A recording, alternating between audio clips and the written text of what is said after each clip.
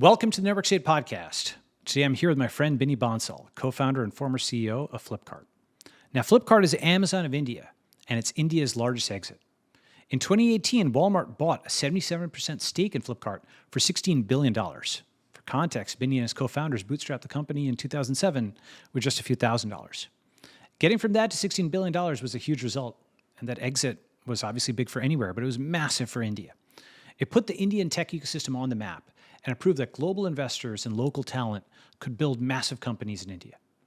Indeed, Binny's story and that of Flipkart's is a story of the rise of India on the global stage. Well, welcome to the Network State Podcast. Binny, I'm glad to have you here. Oh, super excited. Thank you for having me. Awesome. So we just kind of gave the audience an overview of the rise and really the return of India, the return of Indian tech. And you personify that, you exemplify that. India's largest exit ever, proving that both local entrepreneurs and foreign investors could collaborate to build a technology company of global significance with both Amazon and Walmart bidding over it. You were founder, for a time you were CEO, now you're doing your next thing. We want to hear about the rise of Flipkart, the founding of it, how you got it to what it is, which is a very difficult environment in India at that time, yeah.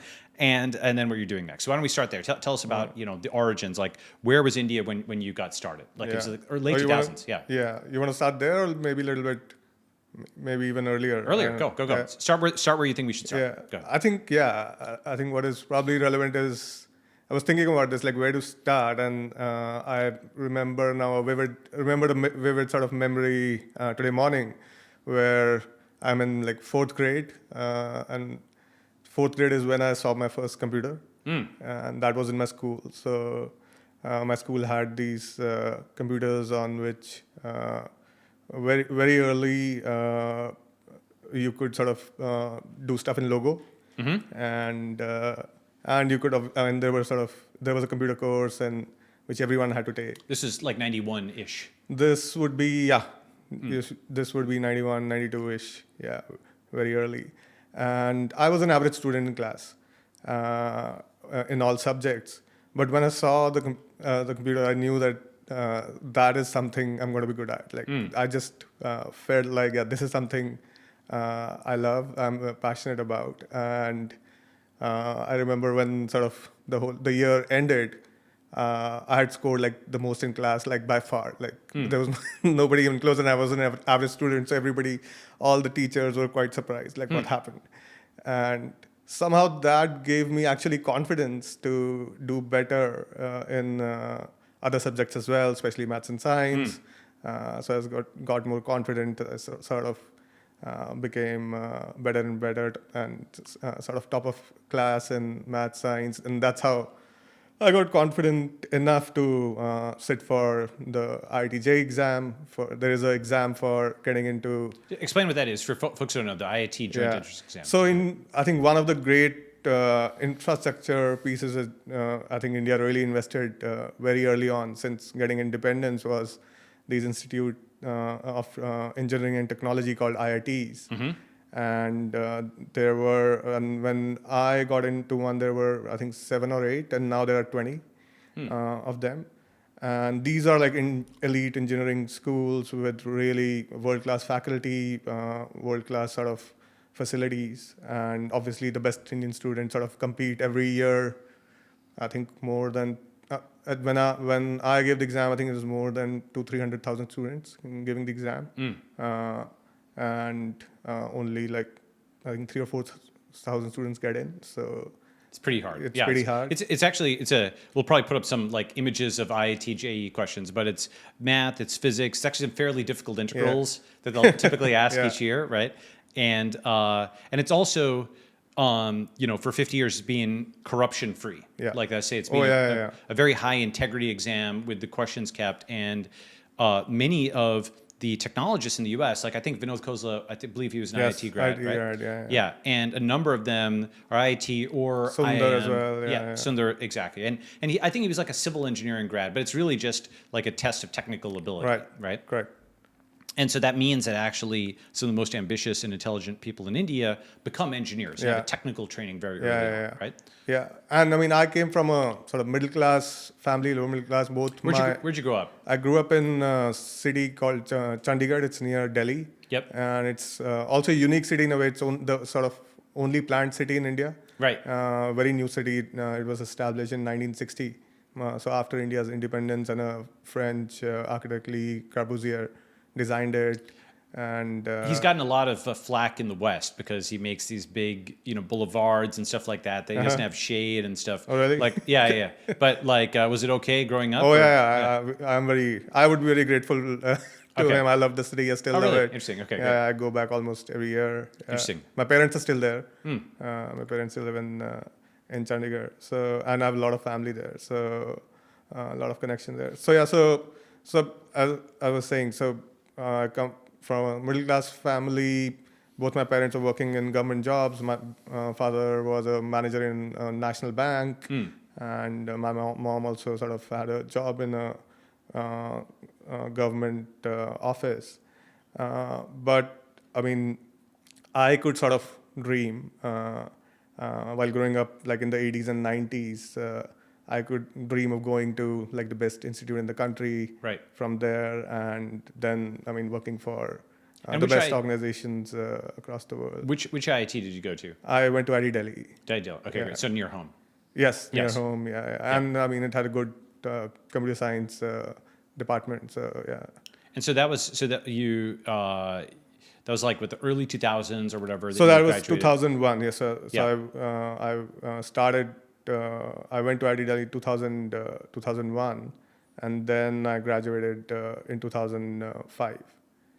And then, so after that, you joined Amazon, or we went straight out of college to Amazon. Is that right? Yeah, so I didn't join Amazon right out of college. So I joined this small sort of company called Sarnoff Technologies, and they used to be famous. So that's like atypical because lots of IIT grads want to join like a elite international brand. So that's actually that always atypical then. Yeah. Right? Yeah. Yeah. So I think I was in college again. Most of my batchmates were either going for a master's or PhD to the US. Right. And few of them were going to go to these management institutes, which India has called IIMs. IIMs, yep. So I was one of the fewer ones who said, okay, I think I liked the IIT experience, but I was sort of done with education. Right. I didn't find that spending 2-3 years more in an education institute was going to be good for me. So was the right thing for me. So I thought I'll sort of, and I didn't want to go outside India. I somehow felt that India is the right place to be. There is probably, energy and opportunity here. So that was a non-consensus. I mean, like one thing that we, have talked about is like, so I'm born around the same time as you, and we kind of like seeing some of the same phenomena, but from 10,000 miles away. I saw the rise of the internet, the digital infrastructure, but I also saw the decay of physical infrastructure in cities like San Francisco, where it's just far worse than it was 20 years ago. And that's true in Seattle, that's true in LA, that's true in a lot of other places in the US. You saw the rise of the internet in India, but you also saw the rise of the physical infrastructure. Yeah. It's improved dramatically over the last, especially 10 years, but certainly since, the 80s or the 90s. Yeah. And so why did you make the relatively non-consensus decision in the mid-2000s to stay in India, where a lot of your classmates were emigrating and building things abroad? It wasn't yet known. You were one of the first to build a giant tech company within India, right? So what made you do that? Was it seeing the rise? Was it just a feeling? I think it was just a feeling. I wouldn't say, I mean, at that time, there was no plan to start a company or anything. It was one of the things I might, on the back of my mind, but it wasn't like the thing I wanted to do. I just wanted to start working. Just get my hands dirty. And apply what I'd learned. See how sort of working in a tech company feels like, or working sort of with technology feels like, and go from there. And to do it from India, because again, as I said, I think I could just see. I was sort of seeing, as you say, both the digital and the physical infrastructure sort of growing pretty rapidly in India in the 2000s. But even in 2008, I think, if I'm not mistaken, there was still only about 5% of India had internet connections, right? Yeah. Today, with Reliance Jio and the rise of it, it's like I think past 50% or so on, and we're going to get to a billion something, right? But you could see that this thing, which had become so big everywhere else, was rising there. Like, from Sarnoff, then you joined AWS. What did Sarnoff do? Yeah. So Sarnav was also sort of a big non-consensus move because Sarnav was a small sort of company out of Princeton. They were very famously known as RCA Labs. Okay. And I think they did a lot of pioneering work before machine learning became what it became. I think they were sort of the early pioneers of computer vision and machine learning. Interesting. Okay. And all of that. And they'd come for a talk and there were a couple of seniors from my department who worked there, and they'd come and given a talk that this is what we do, and they were working on automotive vision, figuring out whether a car is driving in a lane, and is the driver sleeping, and all that sort of stuff back in like 2005. I see. So it was like around the time that self-driving was. I think the DARPA Grand Challenge had just happened around that time. Was just getting popular. Yeah, it was at the time. So I got quite excited about that. I was very interested in computer vision and graphics and all that sort of thing. So I basically got a job on campus in DE Shaw, but I didn't really want to go there. So you're like intern there or something like that? Yeah. No, I got a job on campus. I mean, in the last year, you sort of sit for placements. Got it. So they have there's sort of a working internship. Yeah, there's a placement process, got it. and you go and interview with companies, and you are allowed to take one job. So that job I got with DE Shaw, but I mean, it was a hedge fund. It was a sort of, something I didn't want to do. So I applied to these seniors from IT Delhi. I wrote to them that I would really want to work on these problems, and went through their interview process and got a job with Sarnoff. And they had an office in Bangalore where I went and joined. And so, the thing is that, something I've remarked to many Indian immigrants and, right, is that for many folks, just the level up from especially lower middle class to upper middle class with a Google job or Facebook job in India, it's like an IPO for them. Oh yeah, right? Absolutely. They're a very suitable boy. they can they're Varan and so on. They can have a good marriage, all that type of stuff. So it's like a huge level up for them. So the extra risk of actually going and starting a company is for many folks, at least until recently, not worth the reward, right? Because you can take the relatively safe bet, and that's like such a big level up over what it was that people will just kind of go with that, right? Correct. So you went to Sarnoff, and then you decided to join Amazon, right? Was it so it was D Shaw, then Sarnoff, then Amazon, right? So it was D Shaw was just an offer. I mean, I never joined them. So I never joined them. I ended up joining Sarnoff in 2005, and then I worked there for a year and a half on various projects. So the work was very interesting. But what I learned there was that while the work was interesting, I mean, there was no business model, and it was never going to be an interesting business to work for. It was like, if I had to go into research, probably it was a good place to be, and I could go do a PhD using sort of the work there. But so then I decided to sort of move on, maybe look at joining a company where I think internet was really getting big at that time globally, and I think India was just starting to see green shoots as well. So obviously internet companies fascinated I think all of us at that time. So I decided to sort of join one of them, and thankfully got into Amazon. And also in Delhi, and then in Bangalore, yeah. In Bangalore, also in Bangalore. And you were there for about a year, and you could see Amazon India, and you could see that. I mean, India was it a focus for Amazon at that time, or was it just kind of a satellite? India was a satellite office, and they had teams working on AWS. They had AWS teams. They had teams working on payments, which I joined, and they had teams working on their A9 search engine, which was there as well. So it was all work for the US business. There was no India focus, or it was too early. 2007 was as you said, like 5% of people had internet, and it was like 256 kbps at best, and that was called broadband at the time. And so it was very, very small percentage of the population, so it was very early for an Amazon to take a bet. And when did Amazon.in launch? Much later, that was like 2013. Okay, so Flipkart preceded Amazon.in by like 6 years. Yeah. Okay, so basically you were at Amazon, you're at AWS, you're on basically it was like a tech back office, like a satellite office, and you got bored there, and you said, okay, why isn't there Amazon.com in India, and hence Flipkart, right? That's like 07, 08. You got 07, yeah. 07, right? And the thing is that for the Indian market, you had to optimize for the fact that most people didn't have internet connections. At the time, it was still very much a cash-based economy. It was pre-mobile, certainly pre-Indian mobile. Yeah. All those kinds of things meant the difficulty level was just much higher. Oh yeah, right? yeah. It was like, think about like when Amazon started in the US, it was probably from an internet standpoint that era, but from an infrastructure standpoint, even like worse. There were no credit cards when you could pay online. There was no UPS or FedEx to deliver your packages. But then the offline logistics was also hard because India's roads and so on weren't even built, right? Yeah, exactly. So the digital was hard, but the physical was also hard. Physical was even harder, right? So no warehouses, no UPS, FedEx, no large distributors of books where you could just plug into like a couple of distributors and get like millions of books up and running within. So we had to do all of that.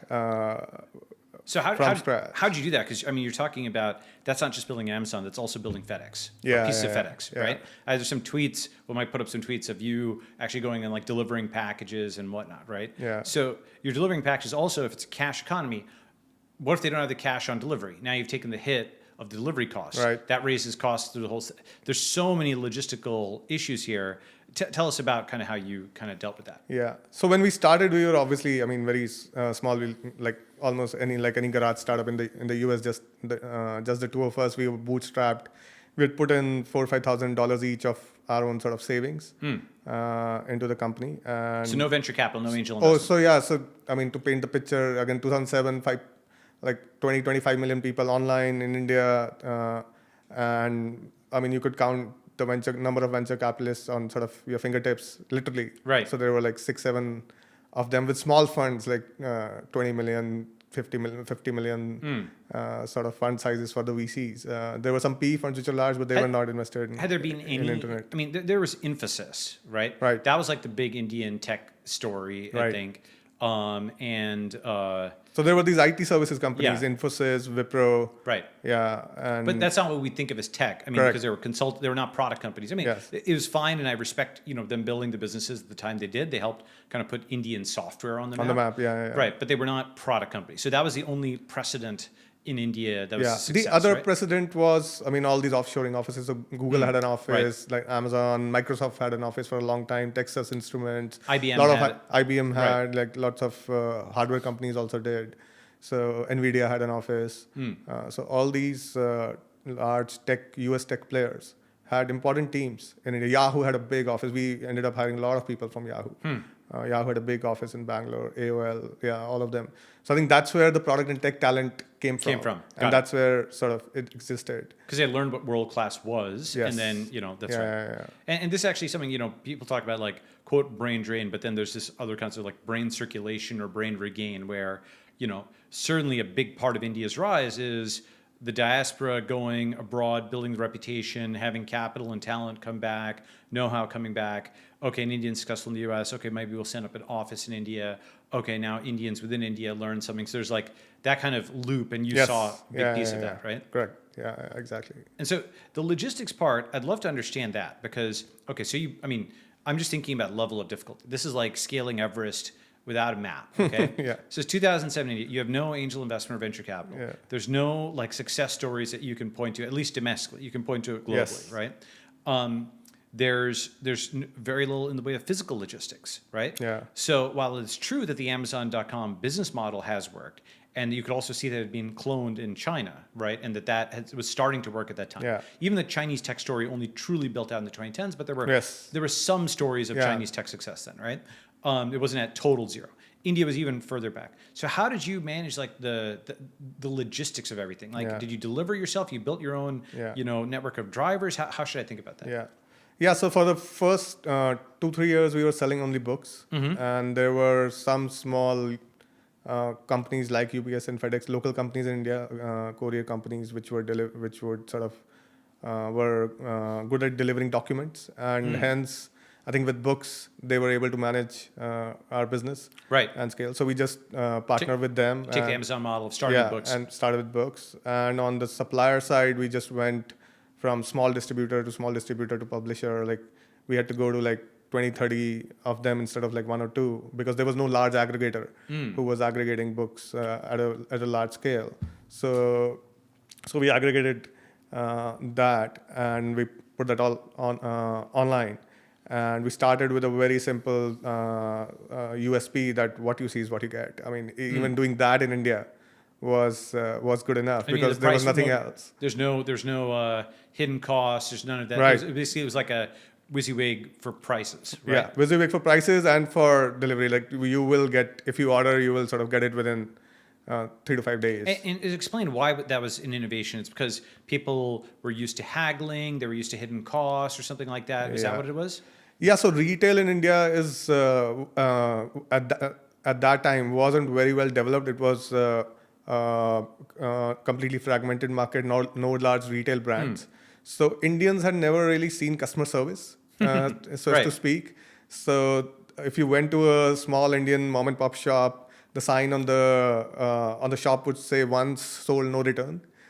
So that was Right. sort of the level of customer service policy Sure, right. in India. So that there was basically, since no brands were built, there was sort of lack of trust in the system from both the seller and the buyer. Right. Right. So just launching something online and saying, yeah, what you see is what you get, because online you really can't get a hold of the person. If Right.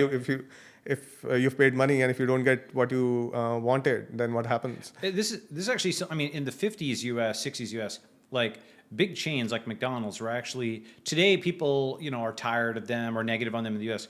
But in India, they're actually good. And they were good in the 50s and 60s because it was like, okay, this is a large multinational.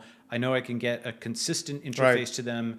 Even if they burn their coffee, they're going to burn their coffee in the exact same way. So at least it's consistent, right? They only accept cash. They have accounting practices. The person can't take a kickback at the counter, all the type of stuff, et cetera, right?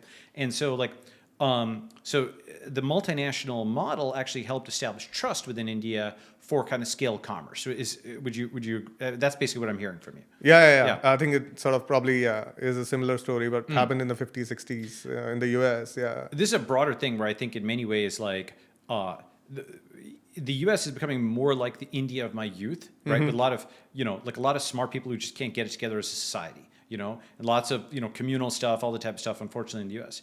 Conversely, India is becoming in some ways like the 50s U.S., where there's like a, sort of ideology that has wrapped together a lot of different ethnicities, a lot of different languages into a coherent nation. Yeah. There's now like a highway system. There's like shared common infrastructure. The government is actually executing in like a surprisingly good way. As I said, I'm only moderately bullish on the Indian state and extremely bullish on the Indian network, but I'm moderately bullish on the Indian state. They've actually executed fairly well over the last, a few decades. And so in some ways, like the 50s US is sort of a cognate where things that worked then are kind of working now, like the big box, big multinational. That's actually good in India. It's novel. It's good, right? It's Yeah. good customer service. So you took some of that playbook. What else did you do? Yeah, so we took that and we implemented obviously at a very small scale, and we started growing pretty rapidly after 6 months of launching. Google sort of indexed our results, and since we didn't have any money to sort of acquire customers, That was where it came sort of Google SEO became our sort of free marketing channel. And once customers sort of started buying from us, they started buying regularly, because all these were like early adopters looking for books online, and they were sort of happy paying online with their credit cards. They were like really, really early adopters who had internet and credit cards, Right. and all of that. So building the books business was a little bit of a breach from there, because we had on the back end the courier services. We had we knew how to sort of then tie with more and more distributors. We went to we started with Bangalore. We went to Delhi. We went to Mumbai. We tied up with all the local distributors everywhere. Then we also reached out to the US distributors, a couple of them, and got a lot of international books on the platform. And within 2 years, we were sort of obviously the biggest online book platform in the country, and one of the larger e-com platforms as well. And that's when a couple of VCs started calling us. It was like late 2000s. This was 2009. 2009. Yeah, okay. mid 2009, and we started talking to them to raise money. So one thing about this, I mean, in the U.S., I recall Bezos saying that the reason that he picked books specifically as a segment was, first, there's lots of SKUs. Correct. So there's a lot of inventory. So the internet offers an advantage over a physical store. There's only like, I don't know, a few kinds of soda. And so a physical store can stock one, or a few SKUs. And they're all replaceable, right? I mean, Exactly, they're all replaceable. And so, whereas books are non-fungible and there's a very large variety, Right. number one. So the internet gives you an advantage. Number two is shipping, it's hard to like break a book when shipping it, right? And in India, books are very cheap as well. They're like $5 to $6. Yes. Yeah, so it's easy to sort of put your use a credit card and buy it online, and you don't really need a lot of trust Right. while buying a book. Whereas while buying electronics, it's like $100, $200. Then people, it's a bigger purchase in there, yes. And so then the other thing is also like you could take an order and then get the cash, and then you basically would, where you could concede is on shipping time. You could say, we will get this to you in 4 to 8 weeks, but they might not be able to get it at all elsewhere. And then you can go and order from the distributor. And so this way you don't have inventory risk, since you only actually get it from the wholesaler at the time that the orders actually come in, right? Yeah, Is that correct? Yeah. And then you can sort of cash, because there'll be a long tail, maybe Harry Potter or something like that. You have enough orders that you'll have quicker shipping because you can keep the inventory, right? Yeah. And so it's funny. So that playbook worked in the US and also worked in India.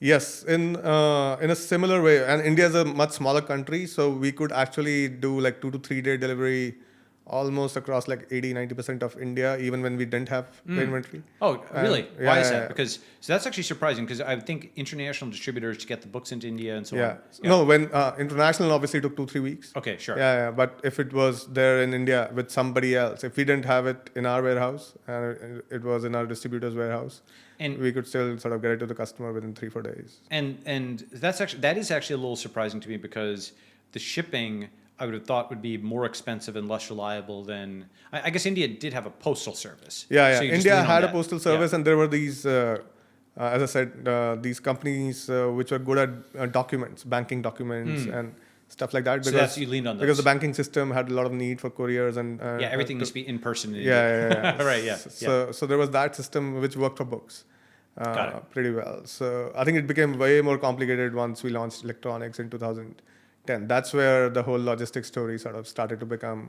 Because now a reality. So tell us about that. Yeah. What happened? Yeah. So books was, I think as you said, as Bezos also said, is probably the perfect category to start with an e-commerce company. And we sort of kind of looked at the lessons he had learned and also picked up the category and made sense and got lucky with it. I think it was when we launched electronics in 2010 that we sort of had to go back to the drawing board completely. Okay. So Because Amazon didn't go from books to electronics. That was not their second category. What did they do afterwards? It was like, sort of was. I think they did Yeah. media, and then I think they did electronics as well. Yeah, Okay. yeah. Is how I remember it. But for us, it was very clear in India. Like electronics was a large category, and we were always clear that books was going to be the starting point, but it was a very small market in India. Right. Much smaller than the US. But it is. But all the other advantage is it's an elite market. So if you can get like tastemakers, writers, engineers, et cetera, to use you, then when you scale it to other things, they're kind of upstream culturally of others. Sort of like Facebook starting in Harvard. Oh yeah, and then, absolutely. Yeah, right, could yeah. diffuse out. So if you're, that's the other good aspect of that is an initial starting place, right? But go ahead. So electronics, why that was a big level because now the value of the goods increased. We launched electronics in 2010, and our books business was growing crazy. It was growing like 25% month over month, doubling every 3-4 months. Wow. And we were just struggling managing that scale. So that was great. We thought, okay, let's now is a good time to launch electronics. We just raised Series B from Tiger Global, their first large investment in India at the time, and Leaf Excel, Leaf right? Excel, Yes, yeah, yep. and we said, okay, we had a few new people to launch the category, and we thought we'll launch, and I mean it's going to grow as fast as books is growing, but. After we launched, 1 month went by, 2, 3, 4, 5, 6 months went by, and we were stuck. I remember almost like just 100 orders a day, and it was not growing at all for 6 months, while books was just Flying. Yeah. So What was the holdup? yeah. So then I think after 4 or 5 months of just waiting and watching, we said, okay, we need to do something, Right. something about Yes, it. yes. This is not working. It's Right. not going to work without getting into it. So then we spent the next couple of months really looking at. This is like 2010-ish. This is 2010, Yeah. middle of 2010.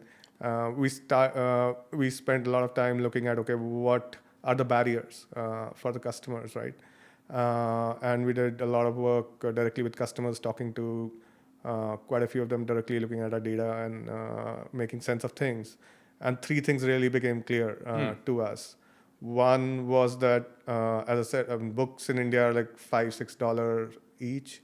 So customers were willing to pay online, and they were sort of, and books don't break. So their downside risk was low. Yeah, But so- for electronics, they want to do Yeah. cash on delivery or something. So electronics, no. So first thing was, so they didn't want. They were okay buying books. Then they were book buyers were early adopters, so they were okay buying a $5-6 book from an unknown brand. Like Flipkart wasn't a brand, right? So they're okay. Like Flipkart, somebody is there, but yeah, I'll get my book, so that's great Yep. for $5-6. With electronics, with $200, they were like, oh, who are you? Who are you? If something was wrong, what's going to happen? So we didn't really. So they wanted to buy from a little more trusted source than just an unknown brand. So one outcome was clear that we needed to start investing in building a brand that Flipkart sort of that you can trust us and you know us. And thankfully in India there was sort of again a large equally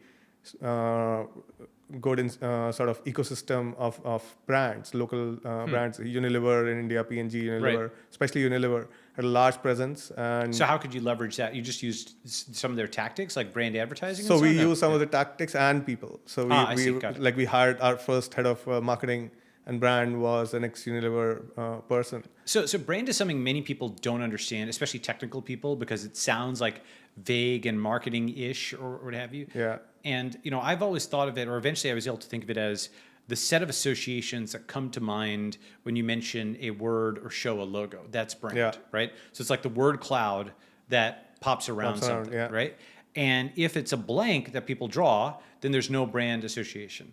And if it's negative words, then it's a negative brand connotation. Yeah. And so you can actually do that empirically, where it's like you give stimulus and response, right? And so what you're doing is effectively installing in lots of brains this response, which is when you see Flipkart, when you see the Flipkart logo, when you hear the Flipkart word, then you think online shopping, trustworthy, and so Trustworthy, right? yeah, exactly. So how did you actually do that? Because it's actually unusual to hear a relatively early stage startups thinking of brand as their so as the their yeah blocker. so the India playbook was very different, right? Like Yeah. Amazon probably didn't do a brand ad probably for 10 years. Yeah, first 10 exactly. years. That's right. Google, I don't think Google did an ad in the US because for 10 odd years. It was a long time. 2010 they did like a Super Bowl ad, but it's like they were a giant company before they did that. Yeah. But in India, since why we needed to do the ad was very clear that our branding was very clear because customers wanted to buy online. Buying online, there was a lot of mistrust in the consumer's mind. In general, as I told you,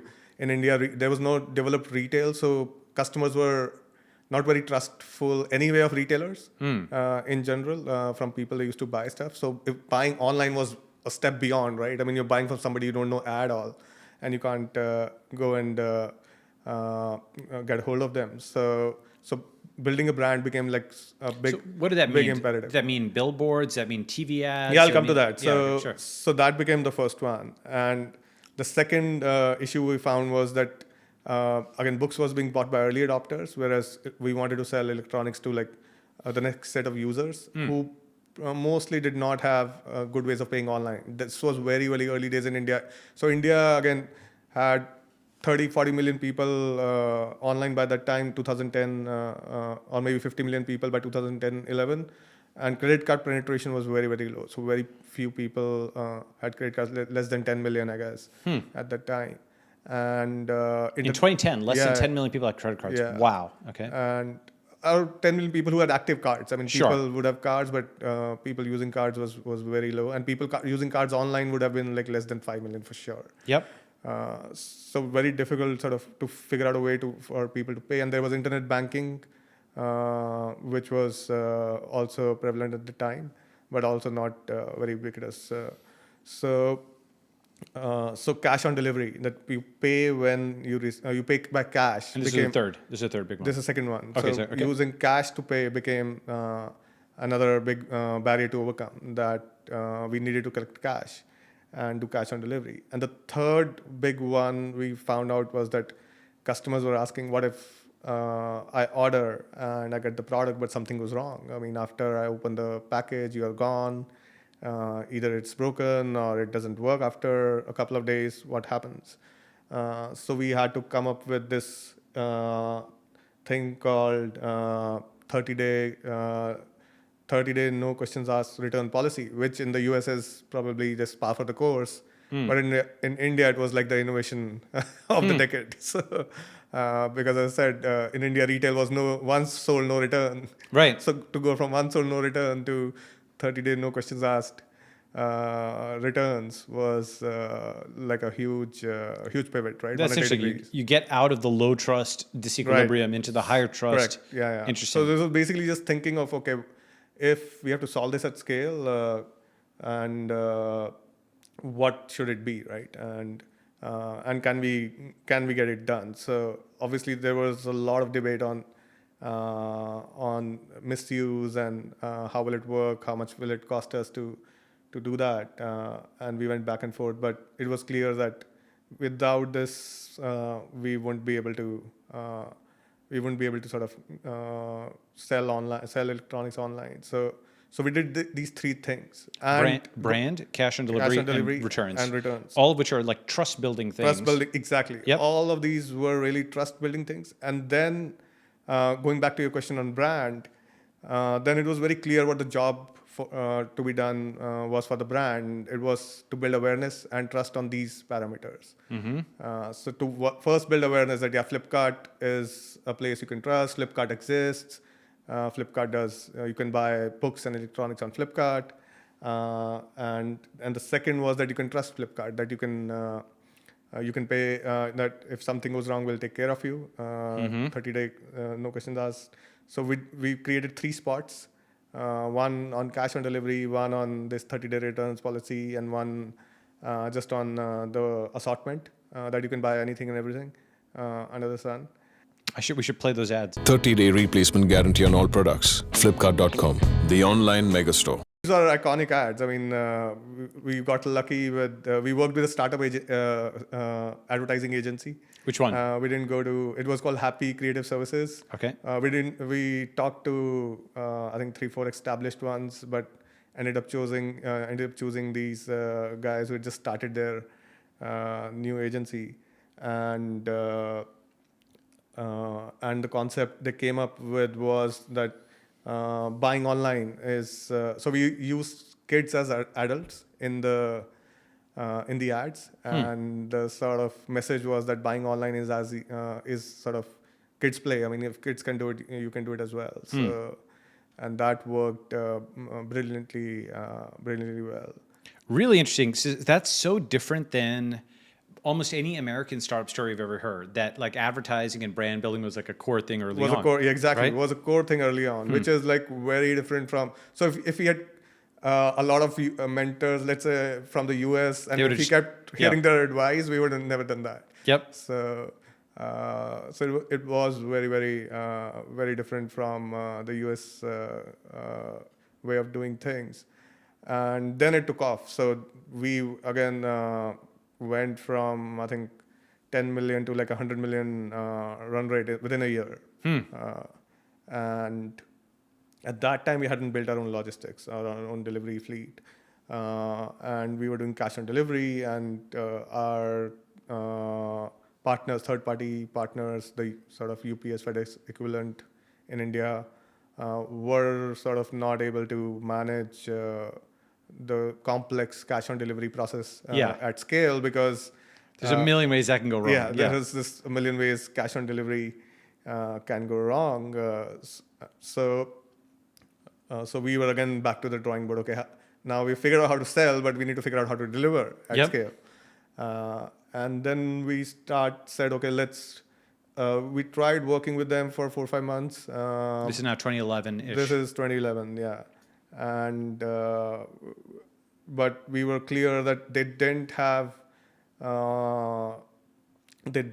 sort of the right expertise logistically, and especially around I think more importantly from a technology perspective, they didn't have any platforms or technology to help them sort of manage complex operations at scale. And this was a very complex operation, much more complex than they were used to. So I think our intuition was that you would need to really leverage technology to do that. So we started an experiment within Bangalore in a couple of areas, and we had a team of like 20-30 people to deliver products within Bangalore. And we did that for 2-3 months. And then we looked at the data. The data was just like very obvious. I mean, we were seeing 45% more repeat rates in those areas. We were seeing we used to measure NPS very religiously across the business. So NPS rates were again 20-30 points higher. So I mean, within 3 months the data was clear. So we then and there decided to just basically scale it up to like 20 cities in the next. In the next 1 year, by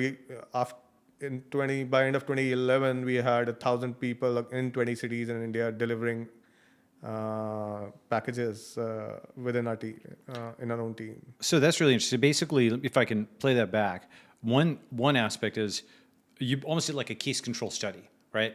Like you've got all your cities, and then you have an intervention here, and then you're seeing that NPS is up and so on, and you know how much capital you invested to do that.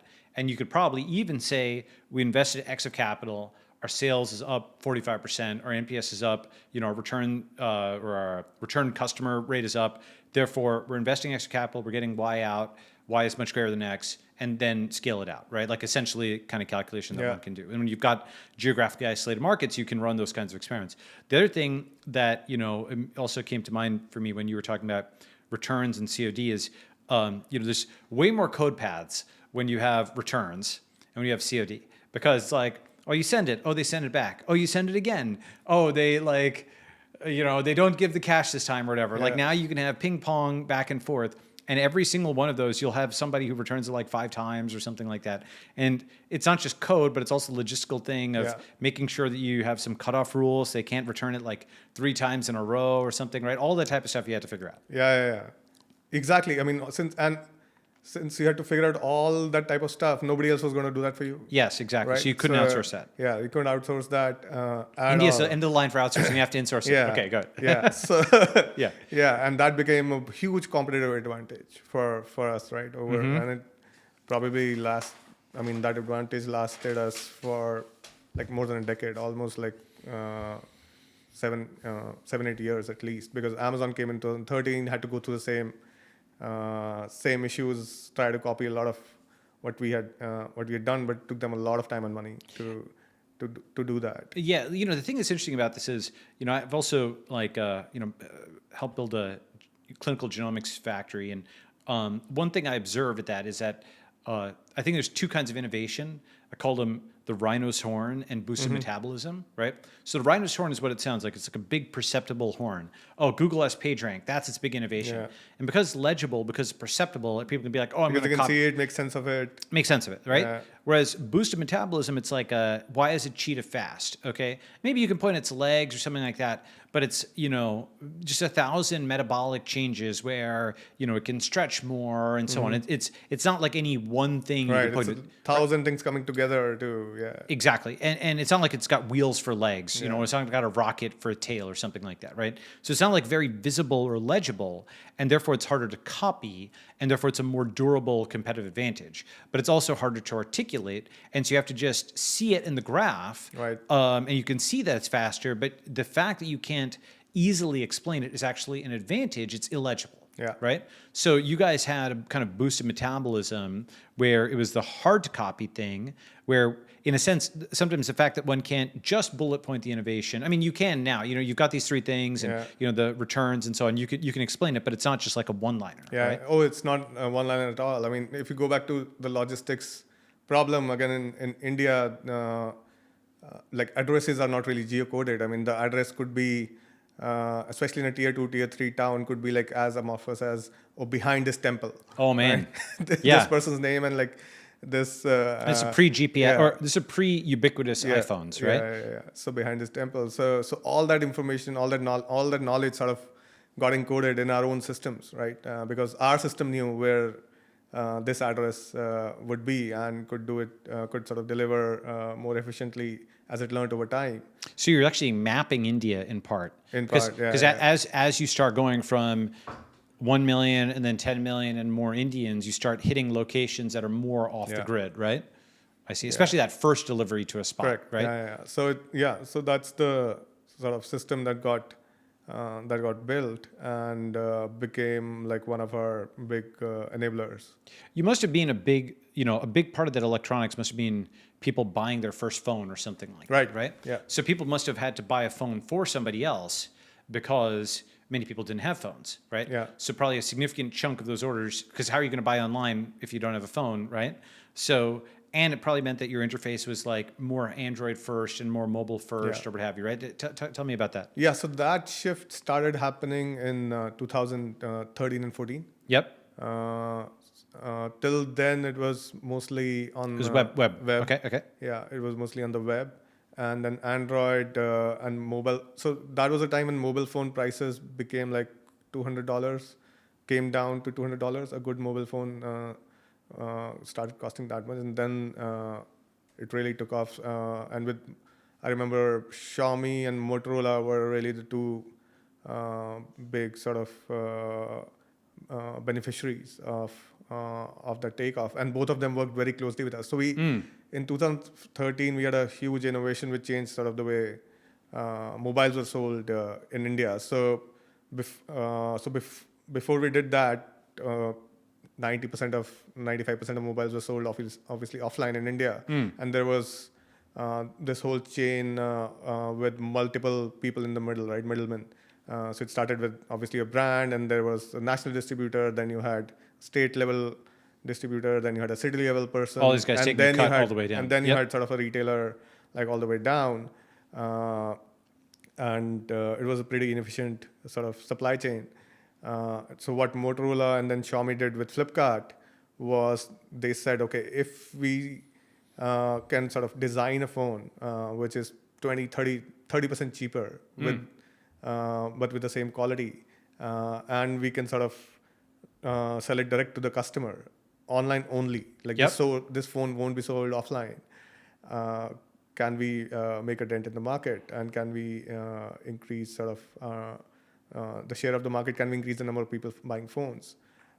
So we did that, and in 2013, and just took off like crazy. I mean, I remember we launched it at like 12 p.m. in the night. Yeah. And everything crashed. Like all our systems, we hadn't seen a spike like that for a long time, and all our systems crashed the first time we did it.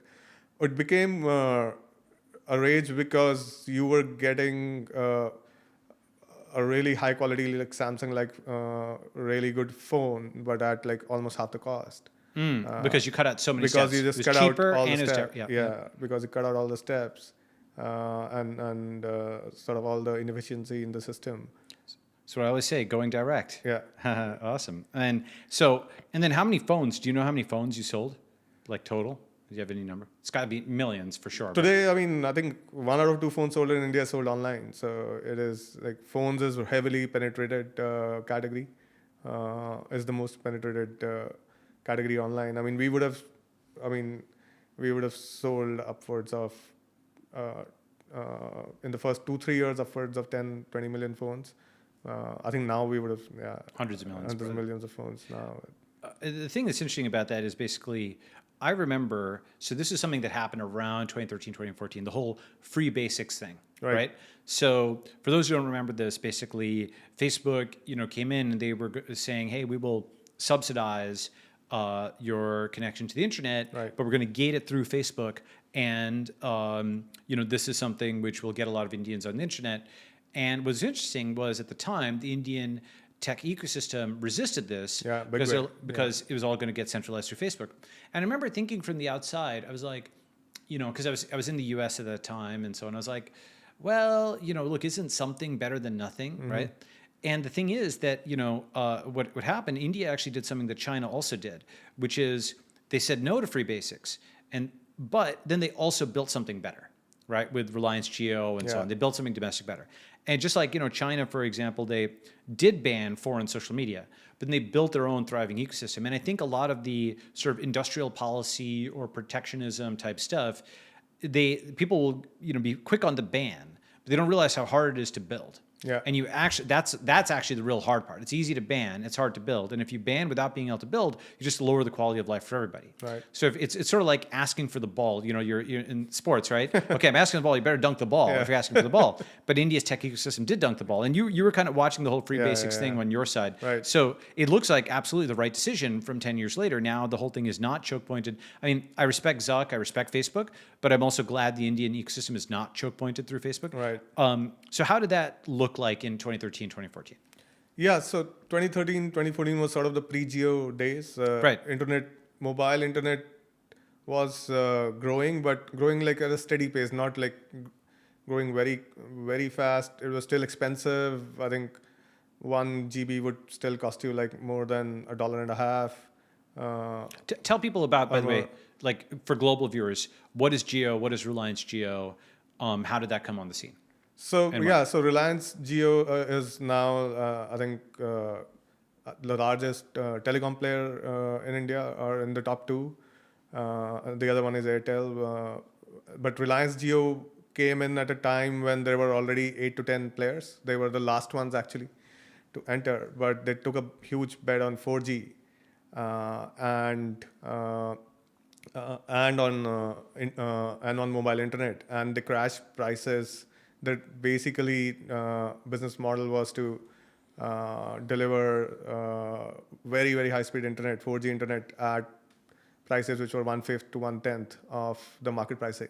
And the concept was they get a subscription and they just, you can build so much wealth on the internet that crash the cost of that and build a market and so on, which seems to have played out, right? Yeah, and and before they came in, I mean, maybe there were 100 million people using mobile internet and not using it like as a daily part of their life. Like it was mostly chat and search and maybe some commerce.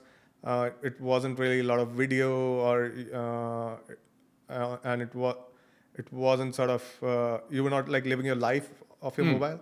Whereas today, I mean, you can do your work, you can sort of get education classes, you can obviously get all your entertainment. You can live online. You can get all your entertainment. I mean, just became a part of people's life after Geo came in.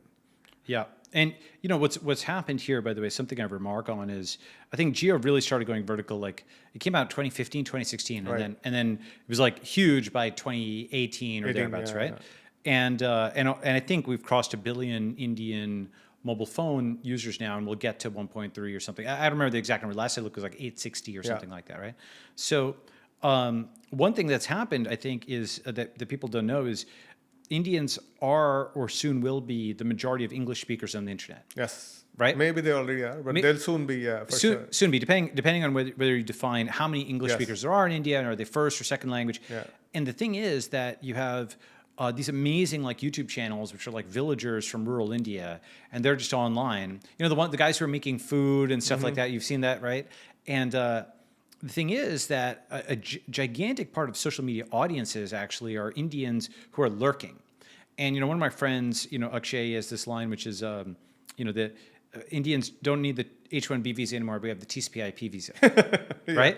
Because you're basically online, and Indians are getting acculturated to the West, or more generally the global internet, right? They're able to see the memes, and they can type without an accent, right? And a good chunk of the pseudonymous accounts online are actually Indian accounts. So you saw a bunch of that, right? And like, of course, Flipkart was more on the e-commerce end, right? But you start to see the growth of Indian culture. I mean, you were kind of, Indian internet culture. Tell us about that if you have any thoughts on that. Yeah, as you said, I mean, we were very sort of focused on the commerce side of it. So I think on the culture side, yeah, probably I'm not the best person to comment. I think what clearly saw was that after Geo happened, I mean, before Geo happened, there was actually a little bit of a lull in the whole industry. I mean, I remember 2015, 16, the numbers for all internet companies, including like YouTube, Google, everybody was static. Nothing was growing. And we were all scratching our heads that if the market doesn't grow, what's going to happen? Right. What's going to happen here? You can just see it in all your numbers. Yeah. Geo is just like a huge Correct. And gasoline. then Geo sort of comes in, and 2016, 2017, 18, 19 were we saw crazy growth, traffic growth leading to obviously conversion growth eventually for all businesses. And in parallel, I think the big other stories which started in 2016 along with the geo revolution was the UPI, was a payments revolution. So talk about that, because basically there's demonetization. Front sort of seat as well. Well, so talk about that, because tell people first, what is UPI? It's like Yeah. Unified Payments Interface, and tell people about that. Yeah. So UPI is this sort of amazing innovation by the sort of Indian, you could say, system, and government is a big part of it, where they created this platform where all the banks had to connect into and be available to make transactions between bank accounts happen. And then this platform was made open for entrepreneurs and tech companies to build customer-facing, merchant-facing apps and use cases and businesses. And that's And it's a government project that actually worked, or is actually a quasi-government project. It's like government aligned. It was a government aligned. Yeah, that's the right way to put it. It was a quasi sort of. It's a government aligned project. It is run by NPCI, which is owned by the top 10 banks. Its shareholding is the top banks of the country, but the regulation obviously and comes from the government, and the government has been a big supporter of driving this forward. See, this is the thing. The thing about India is I had to kind of retrain my machine learning model, right? Because it's almost like being on a planet where the gravity is pointing in the opposite direction, okay? And the reason is in the US, like over the last 10, 20 years, what you've seen is the government just failing harder and harder with more and more money at the local, state, and federal level, at San Francisco, at California, at the federal level, like healthcare.gov, massive software failure despite all this money. California, their giant, high-speed rail train, hundreds of billions of dollars, total disaster. San Francisco, $12 billion a year for the city. It's covered in poop and needles and syringes, and it's a disaster, and people are just leaving the city. 500,000 people left California, San Francisco, all these people leave. There's a little bit of a bounce back, but it's like I think it's a dead cat bounce, but still it's like way down from where it was. And so you see this, just basically what you're trained on in the US is the state simply cannot ship software. It can take huge amounts of money. It just blows it all and so on.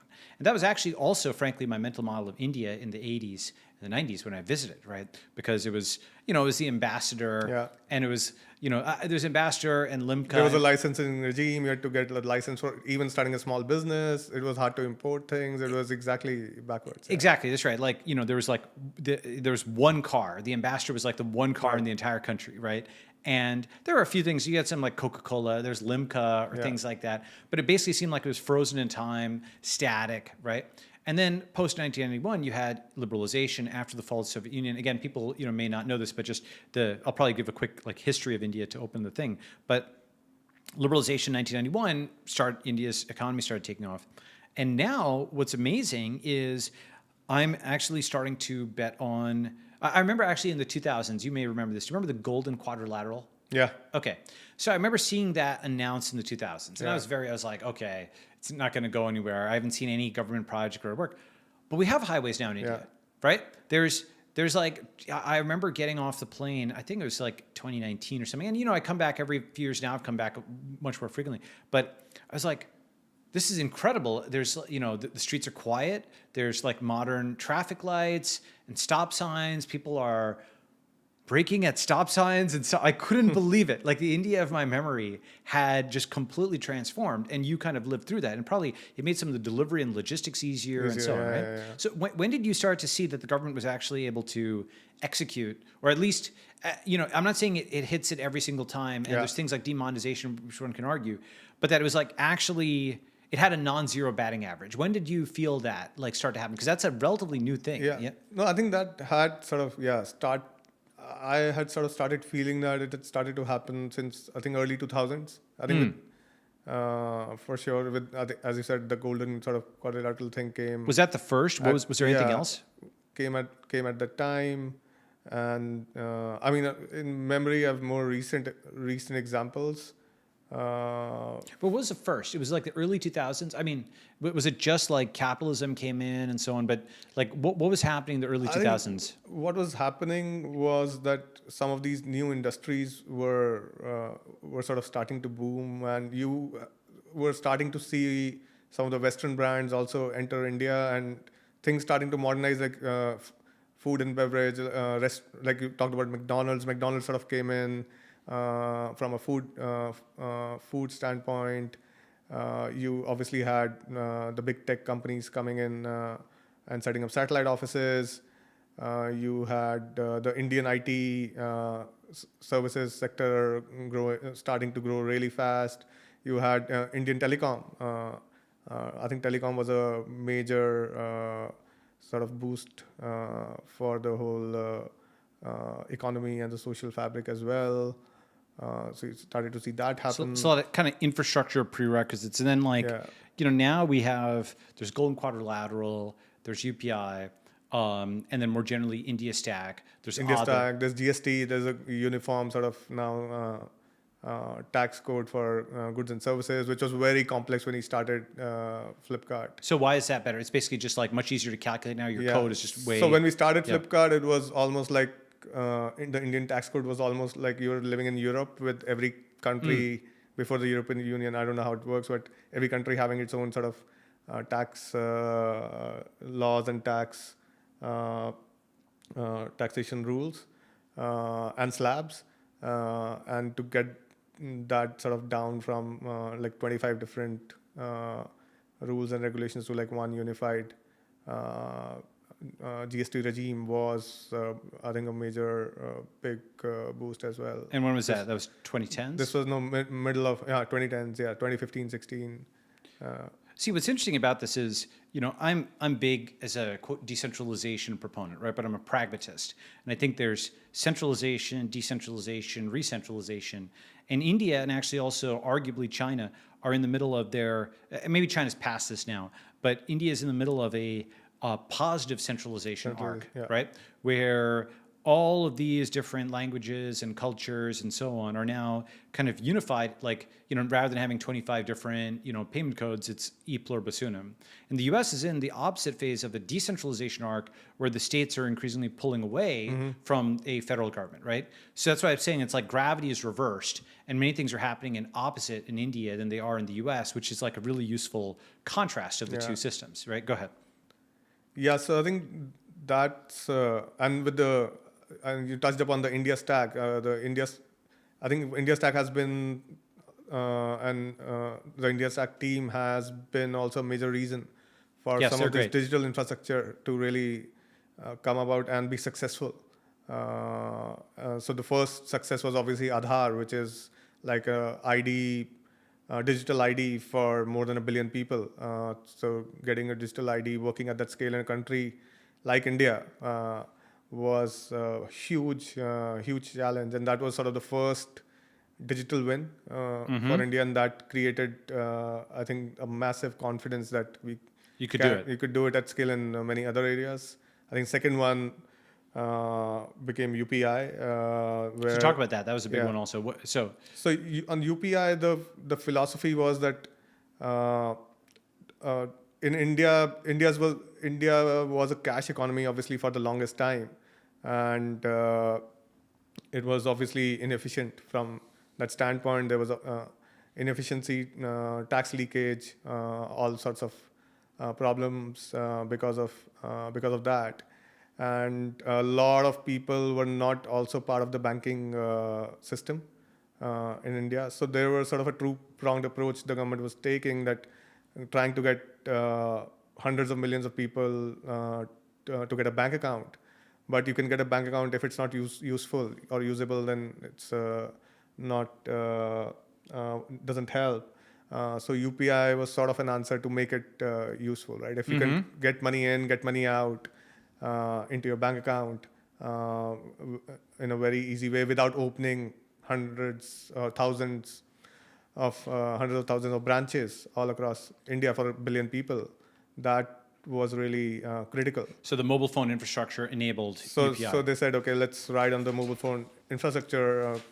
Mobile phones, more than 1 billion people are going to have mobile phones. More than 700-800 million people were going to have internet-enabled phones. So how do you leverage that and get banking for everyone onto their mobile phone versus going to a banking branch and getting it done? So they forced all the banks to come onto this platform and be available. As I said, the entrepreneurs and internet companies could sort of build applications, banking applications, and payment applications on top of the stack. And so there was a company started by two ex-Flipkart colleagues, which had started building on this stack, which we acquired very early on, 2016, called PhonePe. And Google in parallel was building an application called Tez, which means fast in Hindi. Oh, Tez. So yeah, Tez, actually, yeah. I know some of the people. So basically that you can transact very quickly from bank account to bank account. And Paytm was another established payments company, which was obviously also had started working on this stack. And all of this launched in 2016, and 6 years sort of forward, I think there are now more than, I don't have exact numbers, but definitely more than 300 to 350 million people monthly active transacting users on UPI.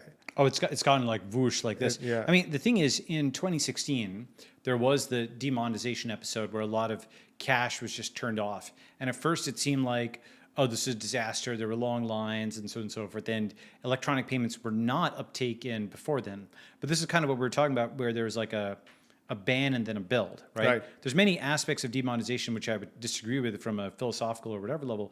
But the stimulus that it caused in terms of electronic payment uptake, that definitely juiced it. Within like 2 years, it was an enormous jump, right? Is that correct? Right. Yeah, it was definitely, I think a big sort of boost for the digital payments industry. But I think could it have happened without that? It was going to happen anyway. Yeah. Yeah. Yep. So I think it was sort of, I think this was just a coincidence that those two things sort of happened during that time, probably for different reasons. But I think it was definitely I think it's the right place at the right time for that. But today, I mean, UPI has become so ubiquitous that we were just talking to our friends who just came back from Bangalore. They spent 3 weeks in Bangalore, and they've been living in Singapore for 11 years, so they don't have a phone number in India. And if you don't have a phone number in India, it's hard to use UPI. And they were telling us that how they had such a hard time during this trip because nobody was accepting cash. Like an auto driver was not accepting cash and was saying, give me UPI. What and a flip. So this, What a flip from 10 years ago. And then this guy had to call his father-in-law every time that, can you transfer 50 rupees to this phone number or to this UPI ID so that I can get a ride. So what a flip from like Flipkart cash on delivery days that customers are not willing to pay. You've discontinued cash on delivery now. No, if you still do cash on delivery, it's going down fairly rapidly. That's amazing. That's actually and it's not cash on delivery now. It's actually payment on delivery now. So people basically do UPI when they receive the product. So it's a lot of UPI on delivery. That's so amazing. You know, that reminds me of like Uber also actually in 2015 even. They Uber India had cash, Right. That was actually a big launch for them. And then because it was a bottleneck in the market, and now like less than a decade later, it's probably flipped. Right? Yeah. I don't know exactly if they've discontinued. It reminds me of actually Netflix doing mail order DVD, Right. and now it's completely flipped to streaming, and they've kind of discontinued it. So like it's like the step ladder that you need to get to the destination, then you kind of you don't need it anymore. That's really interesting. What other stuff is like that? I mean, like obviously, India is now in many ways a mobile first. Like Flipkart's like, so that flipped over where mobile was an edge case, and then it's the main thing. Yeah. It went from cash and credit cards being an edge case to like UPI being the main thing. What are things that kind of flip like that in India? Obviously the consumers become much more sophisticated. They're all, they're conversant. You've seen your social media traffic and so on become a thing. What are things that have kind of inverted like that in your view? I think the other inversion obviously is happening on the media side. I think on consumption of media. I think a lot of it is now on mobile as well, and it's sort of, I think, becoming. I think people are spending way more hours on their mobile phones for entertainment than on TV as well. I think that is also happening, especially especially because the mobile internet rates in India are the lowest, like across the world. It's probably like 10-12 cents. Oh, you meaning the gigabyte. cost. The cost of yes. mobile data is very low. So it enables you to sort of get your day's entertainment for a very affordable rate. This is another just enormous flipping where India went from like internet you couldn't get for love or money to some of the cheapest high-speed mobile internet in the world, like from like all the way in the back to all the way in the front, this giant leapfrogging. So India's, like I think Nandan Nilekani says that India's infrastructure poor but data very data rich. So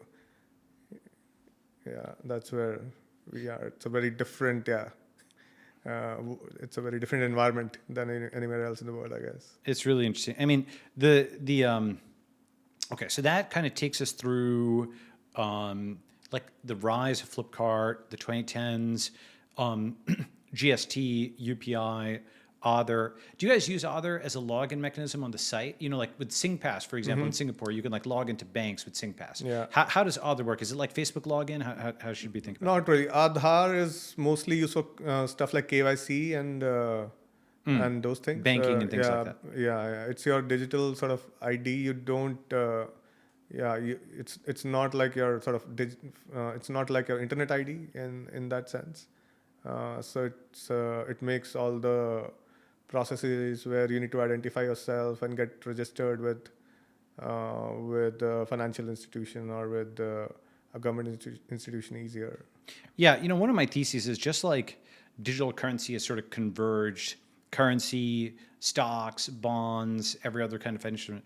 I do think that we are getting to eventually a digital passport where your Aadhar, your Google login, your ENS ID, all those things converge into a single electronic ID. So this way you don't have to keep typing in your information over and over again. You can just, like your social profile and your government profile and so on, you might choose to have different profiles. Right. But if you want to have one like main profile, you can hit a button and just kind of log in with that, right? Go ahead. Yeah. I think, something like that is a systems integration problem where you need somebody who's got a lot of, for lack of a better term, political capital, social capital to be able to drive it. But this is something I've been thinking about. It could be something which happens in India first. Maybe. Given again the way these things are it's evolving. A greenfield. And it's a greenfield, and there is a process now to imagine something like this and build it and get it delivered now in India. With the India Stack thing, that I feel it could be now one of the things. One thing that's also pretty impressive. So you built Flipkart over the 2010s. We've kind of gone through, and electronics was the second category, and then after that there's what should we know about the mid 2010s? Because eventually by 2018 or so, it was a big enough thing that Amazon, Walmart both vied for it. Walmart eventually paid $16 billion for a majority stake. And that was like the first gigantic Indian exit. I mean, 16 billion is a lot, even still, for the U.S. So that was absolutely gigantic for India. Put India on the map. Tell us what you can about that. That's now 5 years ago, but maybe you could talk about it because I'm sure there's all kinds of things which you can't. Yeah. No. So I think going back to I think the 2011-12 electronics story. So after electronics, we launched fashion, which was sort of the next big category, and it took us 2-3 years to sort of become fairly large. In that, we ended up acquiring a company, vertical fashion retailing company called Myntra at that time as well.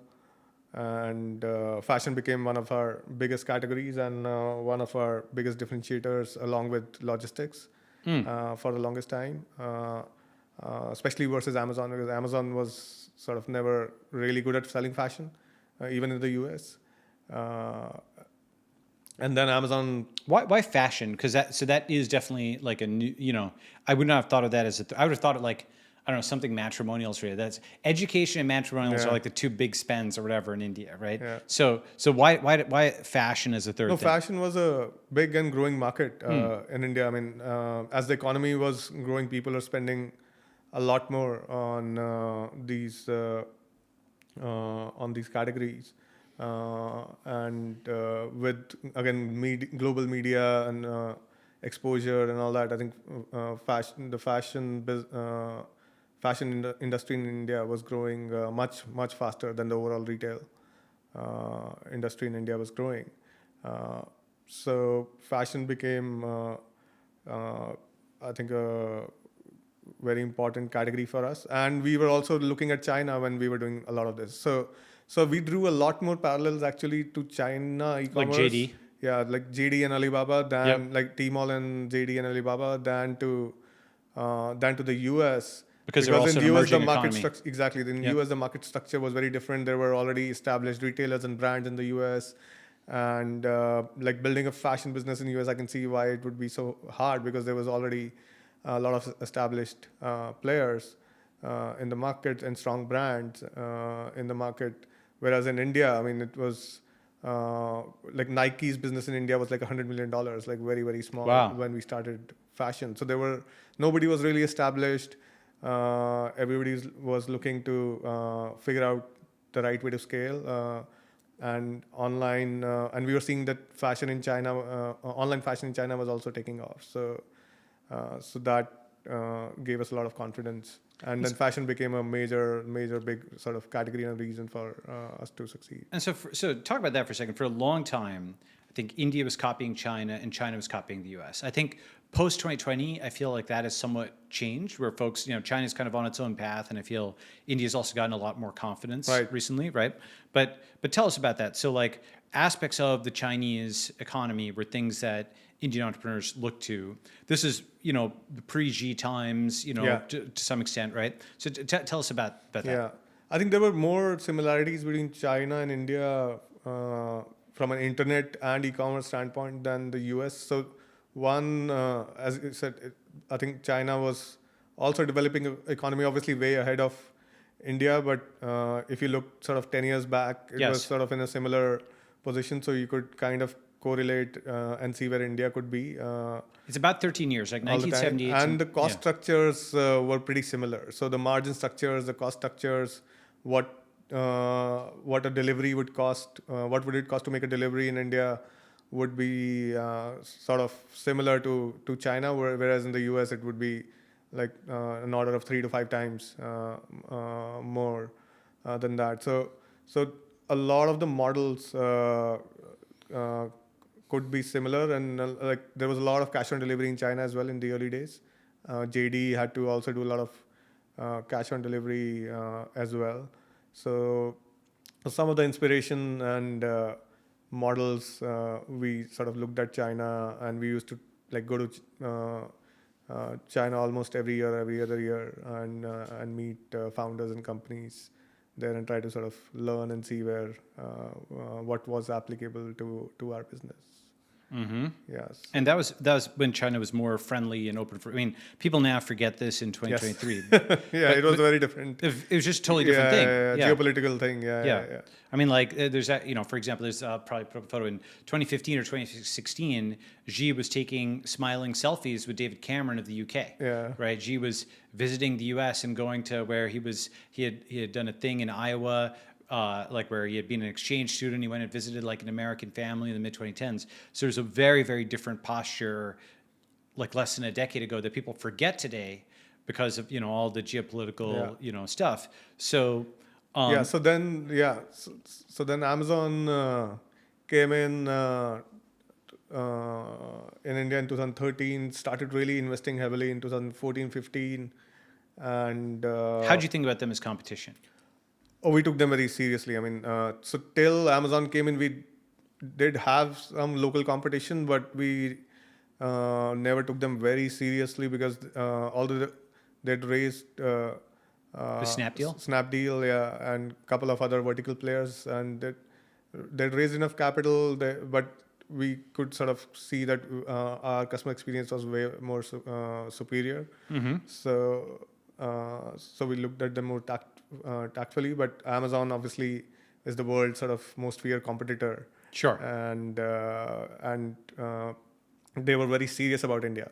And we could also see they were serious from India from the top. I mean, Bezos was very serious about India. So he's announcing in his letters. he was announcing it. He came down to India twice. So he's really backing it with his time and money as well. So we were taking them very seriously. It was almost, I wouldn't say an existential threat, but we knew that they had your attention. Yeah, they had our attention, and that we had to figure out our place in the market once they came. So it took sort of jostling for about a couple of years between the two of us. And then I think where's it at now? What is like the relative balance? After a lot of share? the jostling, the sort of shares settled somewhat like 60-40, 60 us, 40 sort of Amazon, and then over the last I think few years we have been gaining share pretty steadily now after the acquisition, which speaks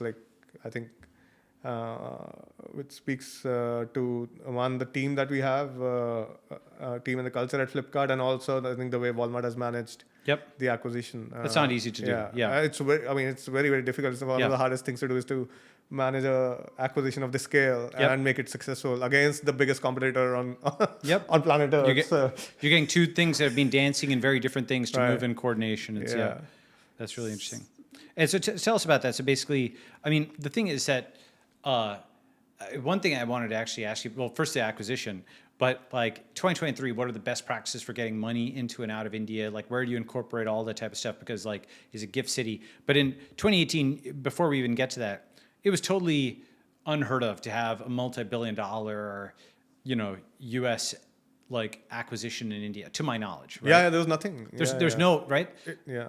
So first, like just the international complexity of the legal system, because India's legal system is fairly complicated. Yeah. So just that alone was a big thing, and then having multiple bidders and so on.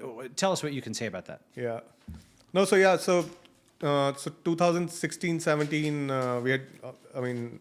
We had this obviously battle going on with Amazon, and both Amazon and Flipkart were scaling pretty rapidly with the geo sort of effect and rising consumer internet growth in India. And we were constantly in the process of raising money. I mean, we had just raised capital from consortium of internet companies, eBay, Tencent, and then SoftBank in 2016 and in 2017. And we were in discussions on and off with Walmart since 2016. I think at that time Walmart was very focused on its turning out its US business, and but was looking at India in a very serious way. And so we were on and off in discussions, and by I think late 17. Did Walmart have any presence in India then? Walmart had a small presence in India. They were in this. They had a B2B business where they service the Indian kirana stores, the mom and pop retail stores through their. But they weren't doing warehouses. something like Amazon. But they were definitely not doing anything in e-commerce, and they were not doing anything in sort of physical retail, because it's not in India, that is a restricted area, and foreign companies are not allowed to do Right. So that was physical retail. So how did Amazon manage to do that? Oh, because Walmart, of course, starts with the physical plant, Right. and physical stores. Yeah. Amazon Marketplace business is allowed. could get around that. So, I see. yeah. Got it. Okay. So Walmart had a small presence. Walmart had tried retail along with a partner before. So Walmart did have history in India. But McDonald's and other things are allowed to operate. Food is sort of allowed. Food yeah. is allowed. Retail food is is not. different. Retail I is see. different. Yeah. Okay. Interesting. Why?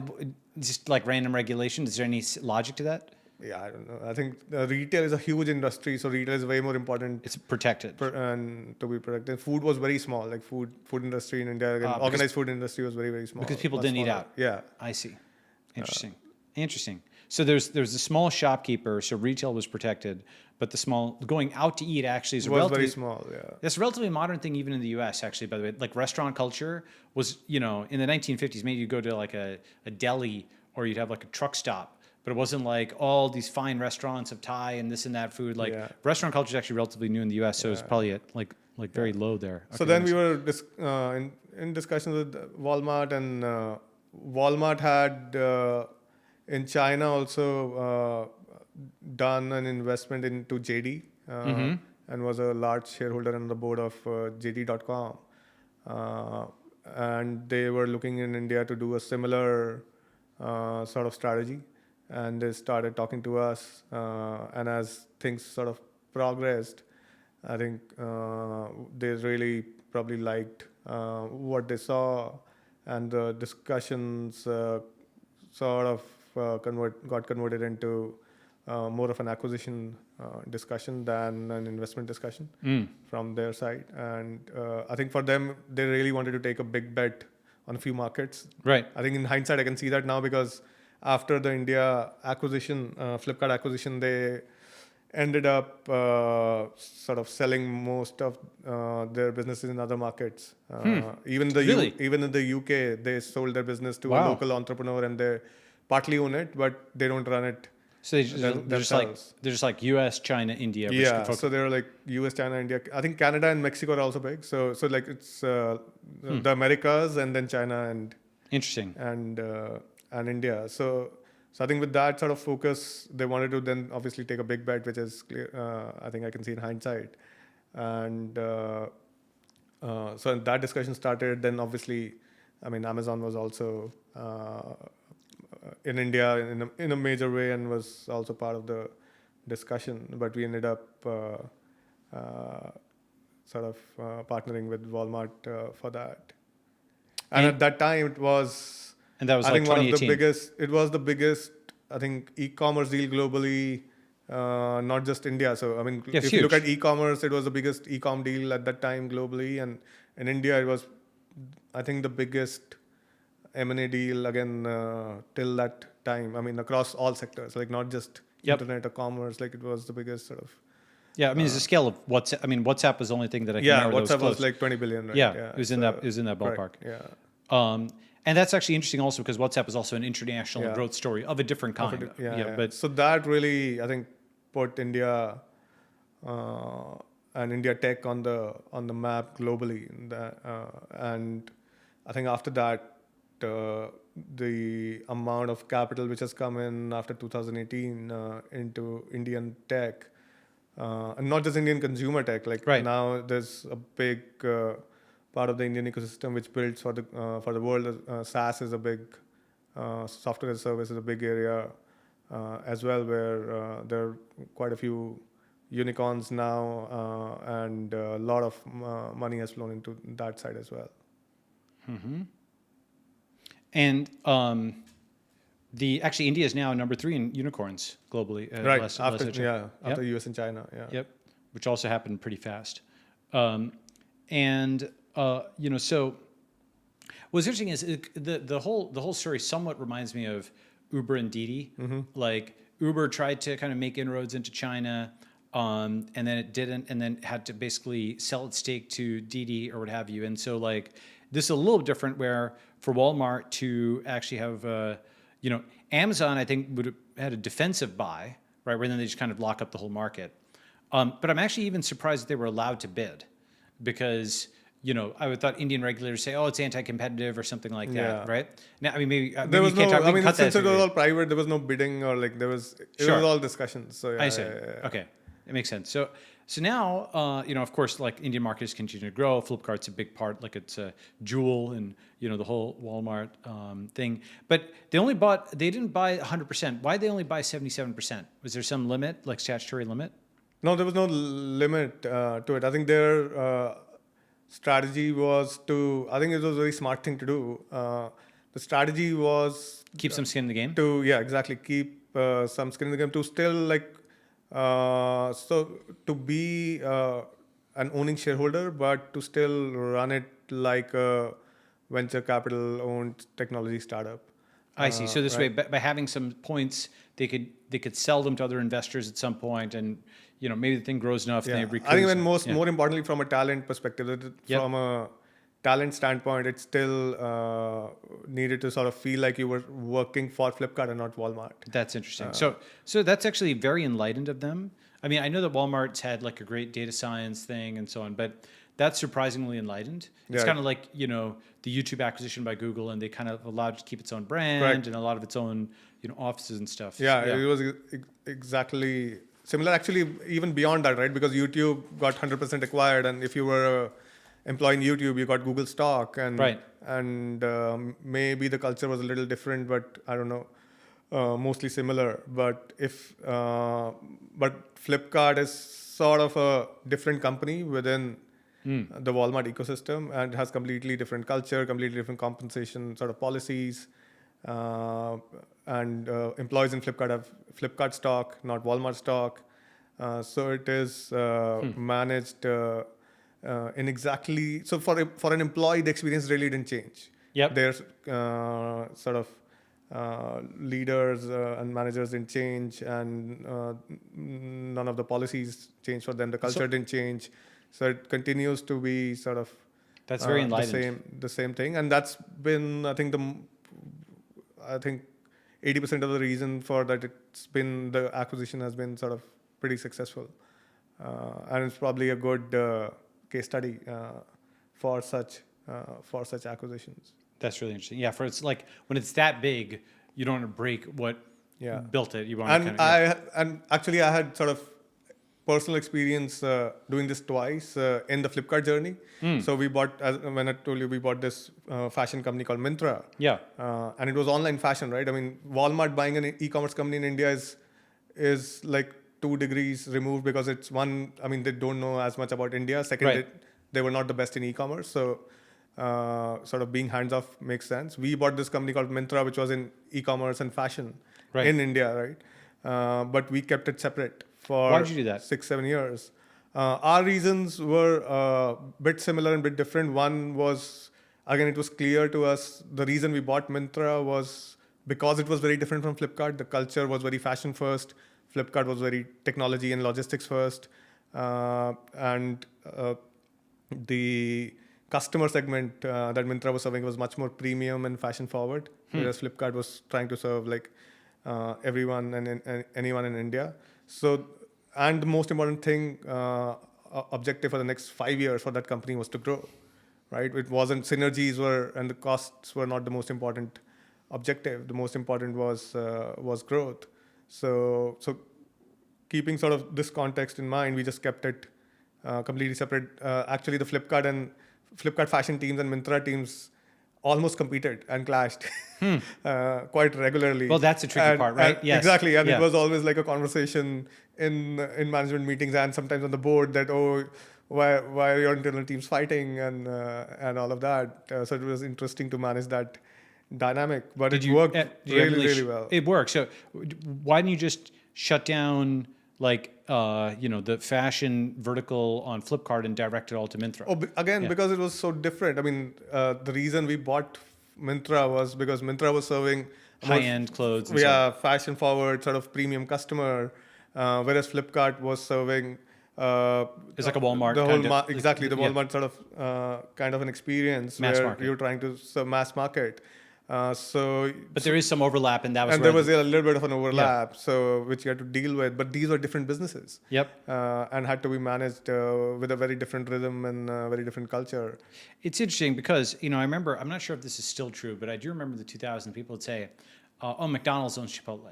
And I think they just had like a large stake in it or something like that. But, I believe like one way of thinking about it, it's almost the same company. The reason they have these different brands is those brands just stand for something, and they can't stand for everything. And that's why like it's almost like a different user interface. Exactly. Right? Yeah. And then we did the same with the payments business, PhonePe, where we acquired this like 20 people company very early on, and we just kept them completely separate in a different office. And we acted like what Walmart did is doing with Flipkart. We acted like almost like a VC owner with them, and we just gave them sort of the capital and the strategic support required, and we just let them sort of again build their own company with their own policies and with their own HR, with own sort of And own culture. Even when they were a small company. I mean, this is something I've also seen. Like Instagram was like 13 people when Facebook bought it. I mean, it's much bigger now. But there's an interesting aspect where sometimes a company or a government that's like the US is 300 million people and Singapore is like 7 million, 8 million people. But Singapore's still, the prime minister is still a head of state and gets a state visit. And so they still interact with them as like CEO to CEO, right? Similarly, like Zuck in Instagram or Zuck in WhatsApp, when they were acquired, even though it was a much smaller company, Instagram's like 13 people, WhatsApp's like 55 people. Yeah. He still, and Facebook with this giant Goliath, interact with them as CEO to CEO and respected that kind of internal boundary because he knew that there was a formula that made it work. It wasn't about absolute size. It was about like execution given that, right? Yeah, and it was about potential size, right? I mean, future Right. size. Yeah. Yes. So I think that playbook made a lot of sense. And when we were discussing with Walmart, I think that sort of continued playbook, we saw that Walmart was also thinking of the same playbook. What was the relative scale when you guys were acquired? Scale off? Yeah, like how many people did Walmart have? How many people did you guys have? Oh, really? I don't know how many people Walmart would have, like hundreds of thousands of people. I think Flipkart had about 30,000 people. Oh, that's still pretty big though. Yeah. Okay. Flipkart was pretty big. Because you had all the logistics people. Yeah. Yeah. That's including all the drivers. Oh, no, including drivers and all, it would be probably 100,000 people. Wow. But, So you were managing like now this takes us from Flipkart to the next thing that I wanted to talk about, right? So you were essentially managing something that it was on the scale of a small country, right? Right. That's say, I've got this graph, we'll probably put it on screen, which is there's 12 countries in the UN that have less than 100,000 people, right? There's another 26 that have between 100,000 to like a million, and there's like another 60 something that have between a million to 10 million. I may be slightly off, but that's where I kind of remember the numbers. We can put it on screen. And so, essentially those 100,000 people folded up to you. Right. And so you cannot give, with that being a small country, you could not possibly give instructions to every person, right? You might be able to have one-on-ones with, 10 executives, right? And maybe you knew the names of 150, maybe even 1,000 people within the thing, right? How did you manage this gigantic thing, right? Because it all folded into you. Ultimately, they would have to kind of listen to you. Go ahead. Yeah. No, I think we learned very early on that the only way to scale the business and to manage the complexity was to have really great leaders in the company. And I think our first two sort of hires in the company became like very core sort of leaders. The first one was Sujit, who was our head of operations and sort of business development. Second was Mekin, who was our first CTO. And they sort of became part of the core leadership team along with me and Sachin. And like it became like a 4-people sort of leadership group. And then, they ended up hiring more people. So it expanded over time. But I think that kind of stuck with us, that first experience of getting these two guys in and being able to scale the business, being able to scale the number of people we could manage. I think it became sort of a formula for us. So, and at that time, I think the talent story is also interesting because in India, I mean, to build e-commerce, you needed a lot of different types of talent. So an e-commerce company is like 5 companies in one. It's not like one company. Why I say that? Because it's an internet company. You have to know how to do digital marketing. You have to get users. You have to have a web interface, mobile interface. So anything which a normal internet company would do. So that's one.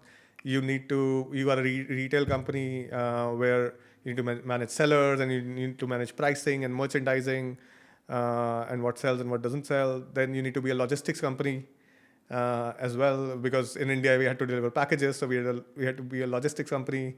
We also had to be a customer support company, so we had like thousands of people working in customer support, answering queries for sellers and customers and whatnot.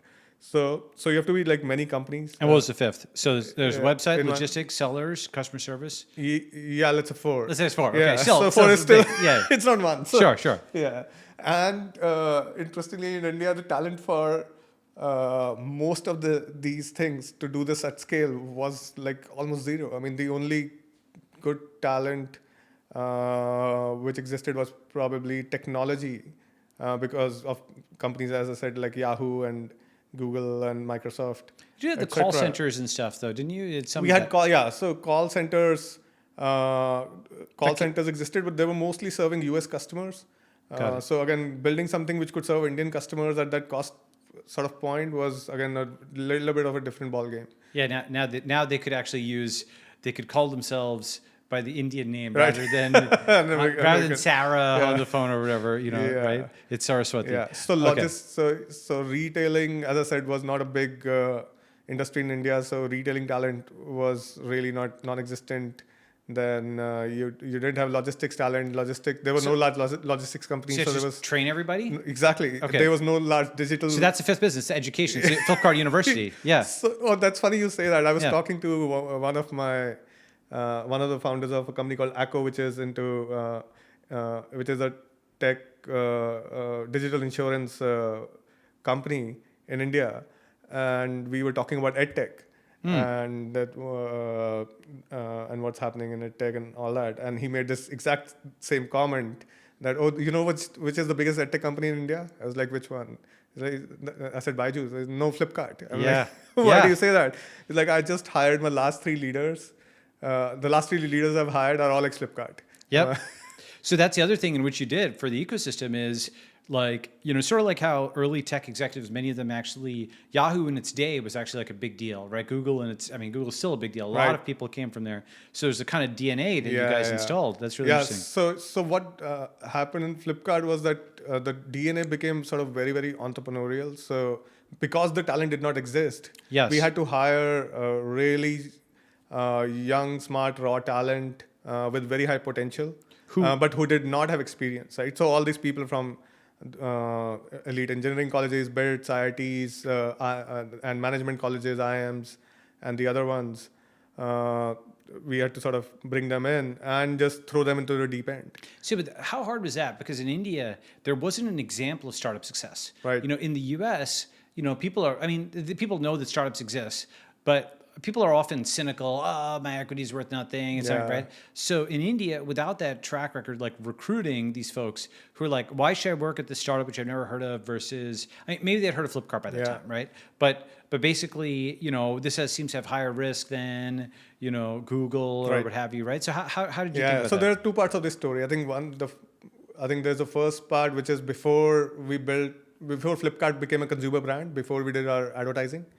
And then there is after we became a consumer brand, right? So before we were a consumer brand, it was super hard. There was absolutely no models of success. People wanted to work for obviously more stable jobs in these global companies, in their product and technology departments, or for IT services companies. Those jobs were looked at as much more stable and much more safe. I remember in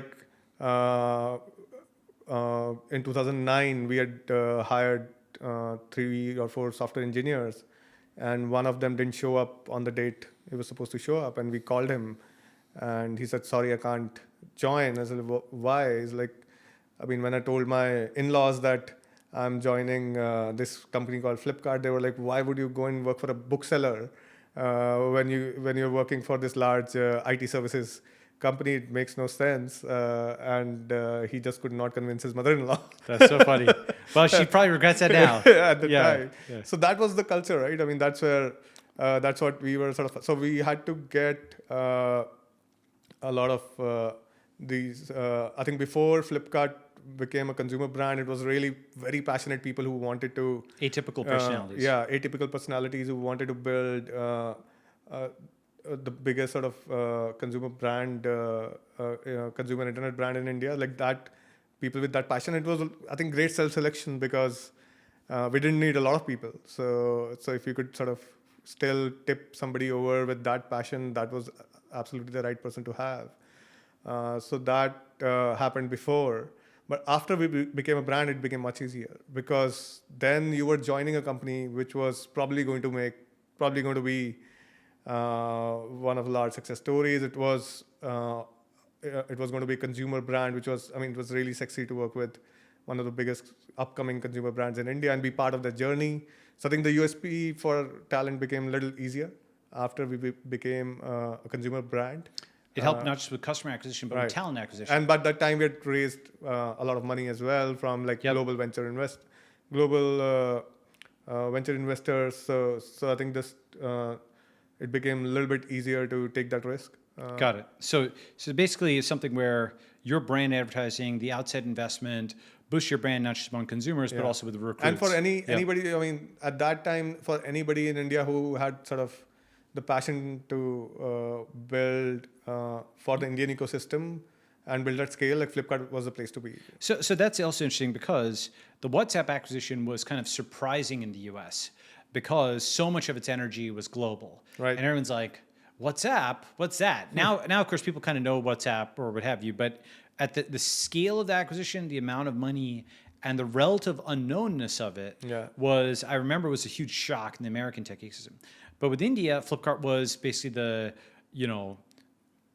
best known tech company by a certain point, by the early 2010s or thereabouts. So then it became something by 2012, 13. 2012, 13. Yep. Got it. So it was the foundation stone of kind of the space. Yeah. So it changed. Yeah.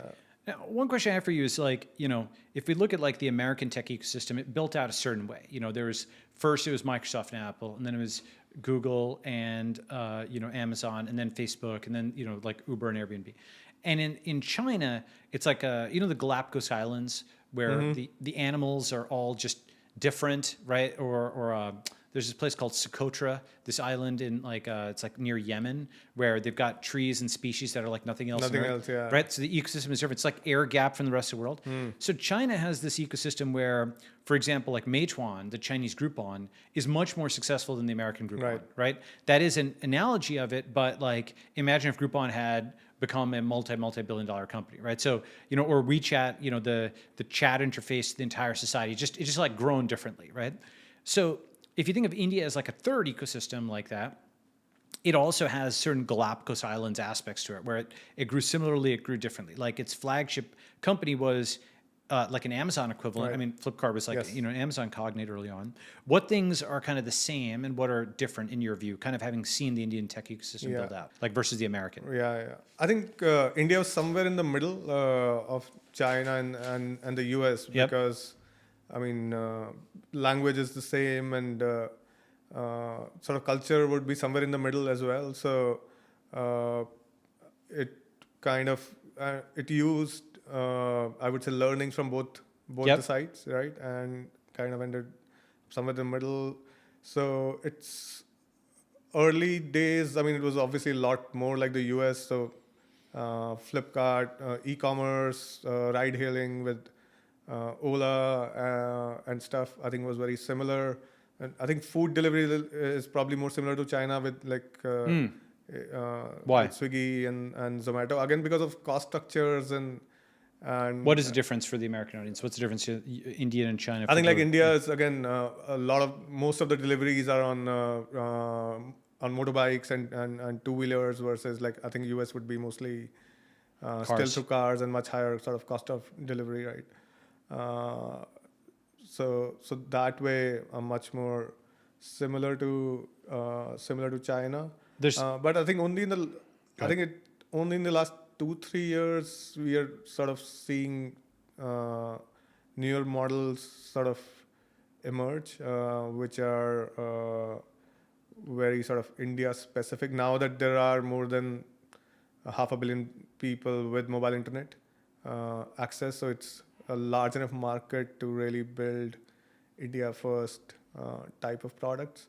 And UPI is a great example of that, like PhonePe and the way some of the fintech companies are coming up, very unique, definitely, than what's happened in these markets. There's this company, insurtech company, I'm an investor in called Acco, which is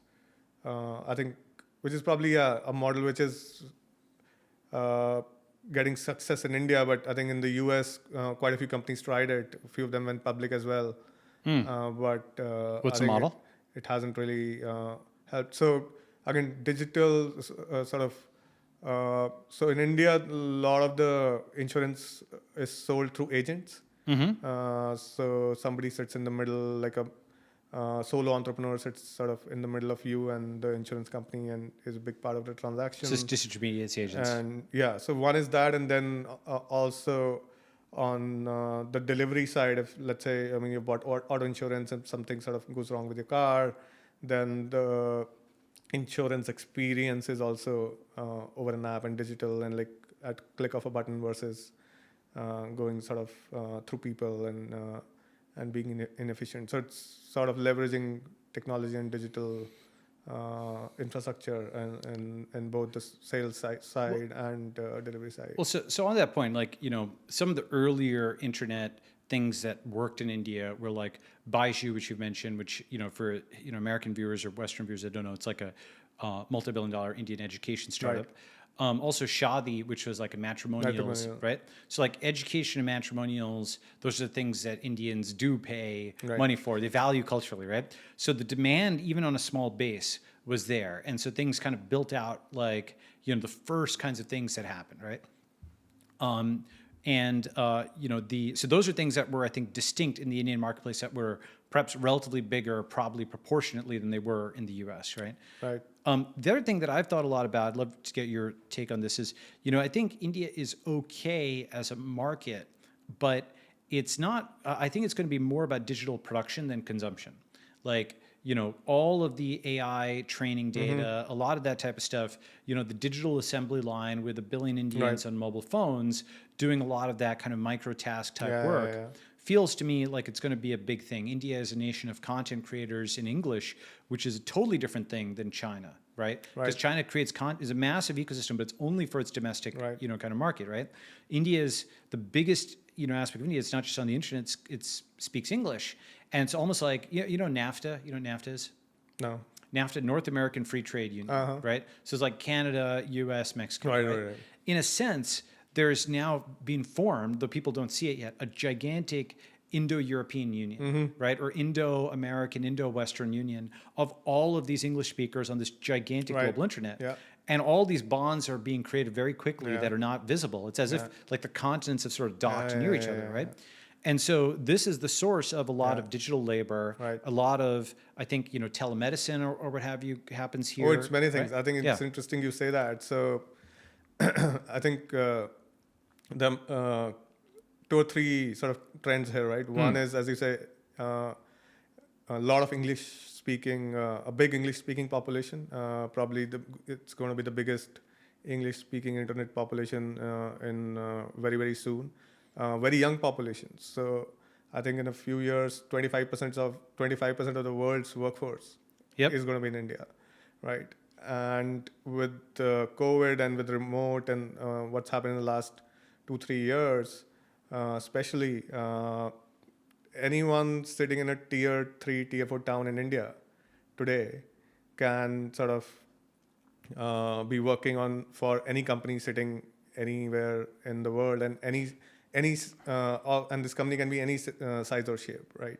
So it can be a one-person company to it can be like the IBM or Walmart of the world.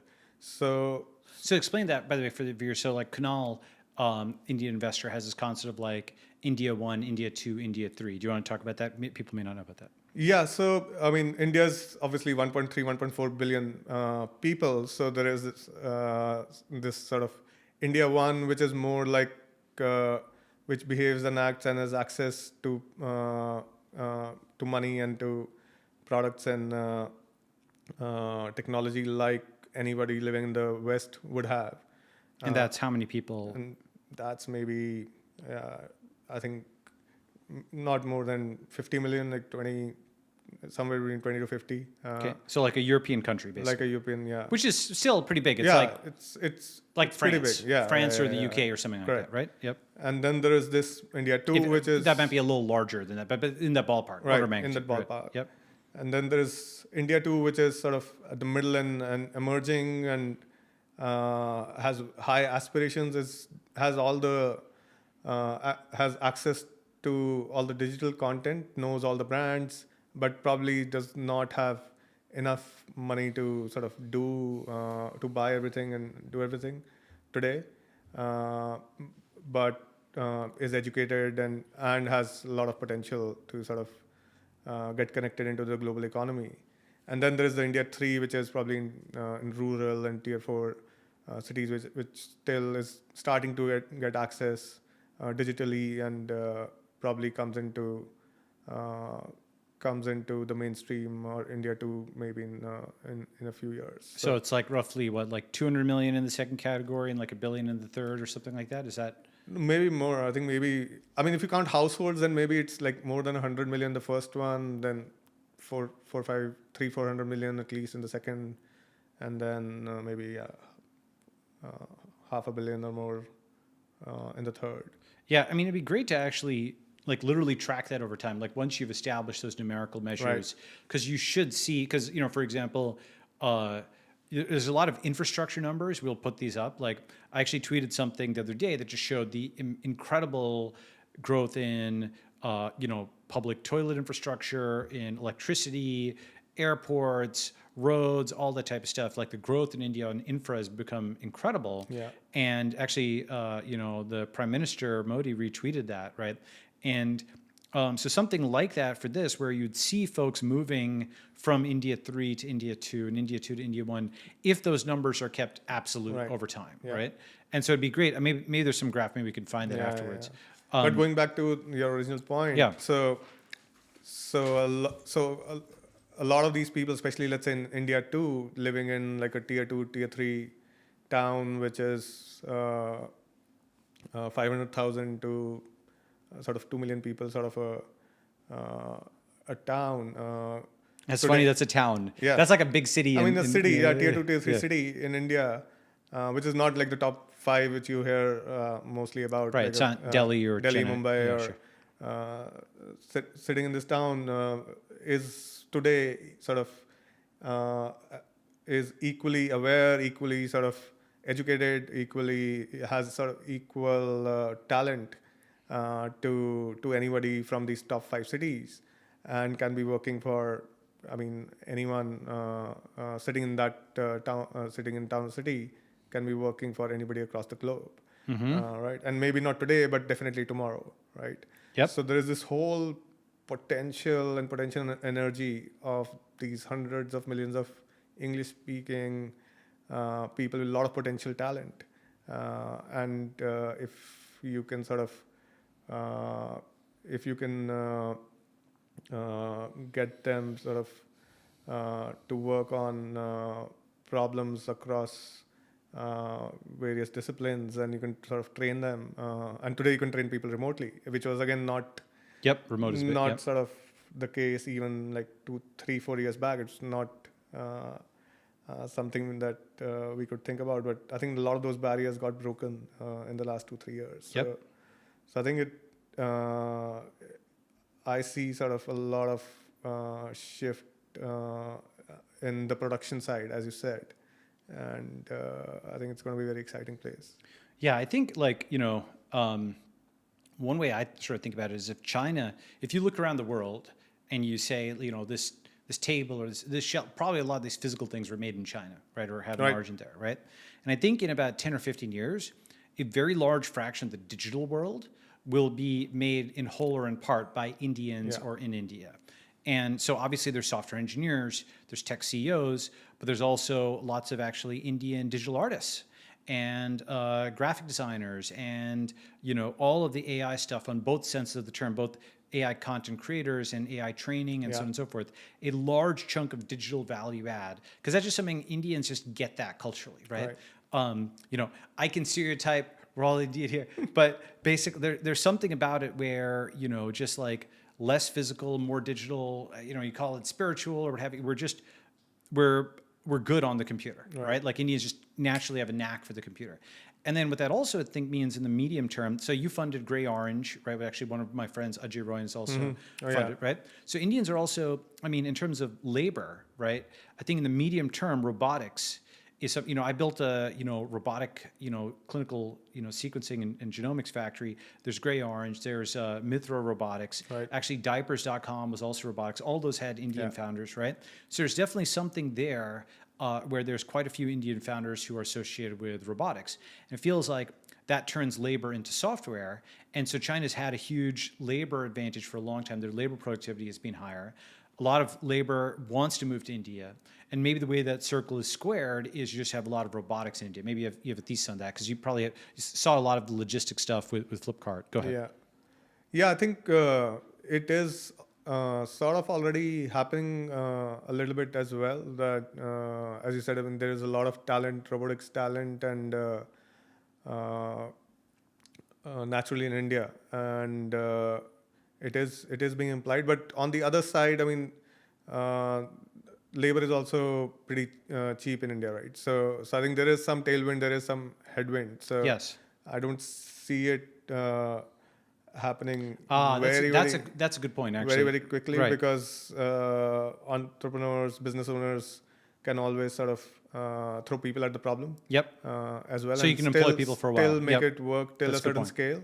So I think managing really large scale with quality is where it's sort of starting to happen. Definitely in our business, like in e-commerce and like the and large manufacturing. I think there's a lot of automation. India is a big auto manufacturing hub as well. So there is automation coming in a big way. One of my friends runs sort of this electric two-wheeler company called Ola, Ola Electric, and he's built this new factory near Bangalore, where I think it is heavily the whole line is heavily automated. Very much fewer people than I would have expected, like 5 years back. So I think it's starting to happen. Yeah. So that's interesting. Basically, like diapers.com has that, famous videos of these Roomba-like things, but they're big and they move around the factory and they move things around. So you didn't do that yet at Flipkart, or you're starting to do that, or how should I think about that? Starting to do that is how. But you don't need to, because the labor is there. Right. Yeah. But I think that is it is going to become mainstream, and definitely in the next 5 to 10 years. Got it. Yeah, I think it's not. It's a matter of 5 to 10 years. Okay, that's cool. And then, okay, so now switch gears just for a second. Now we're kind of talking about the future of India. You post Flipkart. You and I are investing in lots of stuff around the world. Tell us about like X to 10X and what you're doing there. It's not 0 to 1. It's X to 10X. Go ahead. Yeah. So. I made my first sort of angel investment back in 12 or 13. And I've been investing sort of ever since alongside sort of building Flipkart and trying to sort of, because one, I was just very passionate about the entire startup ecosystem, and also I got a lot of energy from helping other entrepreneurs as well. So by 2017-18, the ecosystem had blossomed. There were a lot of unicorns. There were a lot of money pouring into the ecosystem. Tiger, SoftBank, Naspers, were pouring a lot of money into Indian startups, and Geo sort of effect had also happened. So I could just see the entrepreneurial energy like growing exponentially, and then I was probably mentoring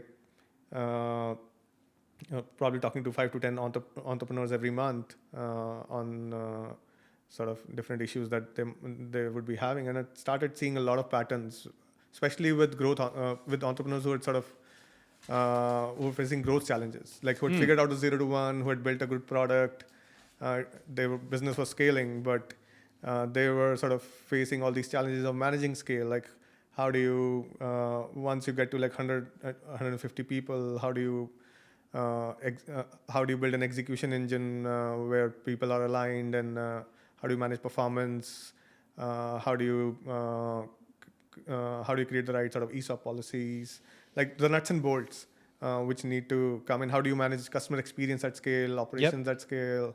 How do you build a brand? I mean, for consumer companies in India, that was also, and way better to get that from founders who've actually just done that in India. Yeah, and right? they were all struggling because because none of the regular sort of models would apply, right? So India's laws are different, certain conventions are different, right? Yeah, and there were some success stories, some sort of people been there, done that in India, but not enough. And most of the people most of the successful entrepreneurs were still building their companies, so they didn't have a lot of time to look like give to other founders. So that's when I thought that I can only help like 5-10 people at a time. Right. But this clearly will need to help like hundreds at a time very soon. So I should institutionalize something like this. Like there should be the next Flipkart University, the next generation of leaders. That's right. Yeah. There should be an organization to do that, to just make scaling easier. And 0 to 1 is a very different ball game, and then going from 1 to 10 is a very different ball game. I had seen that, I mean, through my journey at Flipkart, through like journeys of these other, let's say 20, 30 entrepreneurs as well. And I was pretty convinced that there could be many things which you could sort of help them on. So I got a couple of ex-Flipkart colleagues with whom I'd worked very closely to sort of come and partner with me on that. And we started this in 2019, 2018, and with a very simple mission that we will just basically, we exist to make scaling easier, scaling a company easier. And we started working with like three or four startups at that time, almost in a consulting mode, like how a consulting company would sort of. You probably make an investment and then you help or something like that. No, no investment as well. So it's sort of a very different animal. I mean, it is. We wanted to keep the brand very founder and operating centric, not like keep it actually away from look like an investor, because when the founder is talking to an investor, right? The founder is posturing. Yeah, sure. Right. You want to help the founder really improve their business. You want him to tell everything that is wrong. With the business. You don't want the founder to be posturing. Be scared or whatever. Yeah. Well, it's funny. I mean, so at least what I found on this is, as an angel, right? Like you or I can write a check and we're kind of take it or leave it. We're basically there. We're there to help, right? And so I find, at least, I get usually an honest. Oh yeah, as an angel, exactly. So we wanted to keep that angel and that operate. So while angel, they not are open VC style interaction. Yeah, that's right. Exactly. You're an angel and you're an operating angel, right? So so they'll sort of. It's a very different conversation versus an institutional VC. I mean, if you're talking to an Axel, Sequoia, Tiger, like it's a very different conversation. So we were very clear that like the brand is not an Axel, Tiger, Sequoia. The brand is very angel. Like we're sort of. Your operating partners, and it's a team of people who've been there, done that, and who understand the nuts and bolts of building and operating versus investing. Mm-hmm. So that's what we started building, and so we just started working with a few companies that let's try and help few of them in a consulting mode almost, not strategy consulting where you just tell them what to do, but actually go and work with the teams and get shit done. So we did that with the team. So that doesn't scale. Well, you just mentioned like Exactly. being like a parachute in executive. Right, You have right, to right. really get So detailed. this was just to get patents, right? Yes. So, Okay, got so it. we worked with a few companies. The team worked with a few companies to get those patents in, and then we figured out, okay, we defined these 10 pillars for 10x for success that we wanted to build and tools and services around. So first one was like business design and strategy, how to think about sort of big moves and strategy in a startup context. Then how do you do your org design and org structure? So like, what's the right org chart For again linked to your strategy and business design, and how do you operate? What is your operating system? OKRs, business Performance finance, reviews, all that performance stuff. Yep. reviews. How do you set that up when you reach 150, 200 people and more, when everybody's not on the same floor? Yep. How does communication work, right? Then how do you manage customer experience at scale? Then how do you do branding? If you're a consumer company, how do you think of the brand? Whether you need to invest in a brand. If you need to, then how does that work? Because that is something which most founders have no idea of, Yep. Unless you come from that world, from a world of brands, you don't have much idea around that. How do you manage culture and culture at scale? How do you manage operations at scale? So again, very sort of operating nuts and bolts of the business. And we started defining sort of services and tools around these 10 pillars and productizing some of them and servicifying some of them. Like some of them are products, some are services. For example, we just built ops and operations practice where there is ops design as a service. There is now an academy for operations leaders. We just launched What's that called? academy program for 10X Academy or something? yeah, so operations academy. So that is the latest one. We also, when the first things we launched actually after working with these few startups was an academy program for these 10 pillars. Like these are the 10 pillars, and we launched an academy program which was 6 months long, and the founders of 8 company cohort would sort of join the academy, and these would be all Series B sort of plus founders, either 50 million to 200 million valuation, and there would be every other week we would sort of pick one of these topics and discuss the topic among the founders with an expert either from X210X or from the startup world coming and this talking in person? about it. This is all remote. This was all in person in the first 2 batches because that was pre-COVID. Well, that's okay, because that's actually a big ask. Because you're a founder, you're running like a scaling business and so on. So to come and kind of do in-person classes, it must have been a very like a significant commitment at that time. It was exactly. It was significant commitment of founders' time. And if I look back, like first 2 batches, 16 companies, I think almost 10 are unicorns. So it helped. So no, one is help. I mean, there was a lot of self-selection and help, right? So because founders who were really keen about growing and learning, who were self-aware and who really wanted to sort of take the business to the next level and were clear where they need help. I think said, okay, we will commit this much time. So it's like YC outside. It was like YC for growth companies. Almost like YC parallel for growth companies. And it worked. The model worked pretty well. And so now there's this Founders Academy where like 50 companies are now gone through that, and we've worked with 300 growth startups in India in various shapes and forms through these 10 pillars.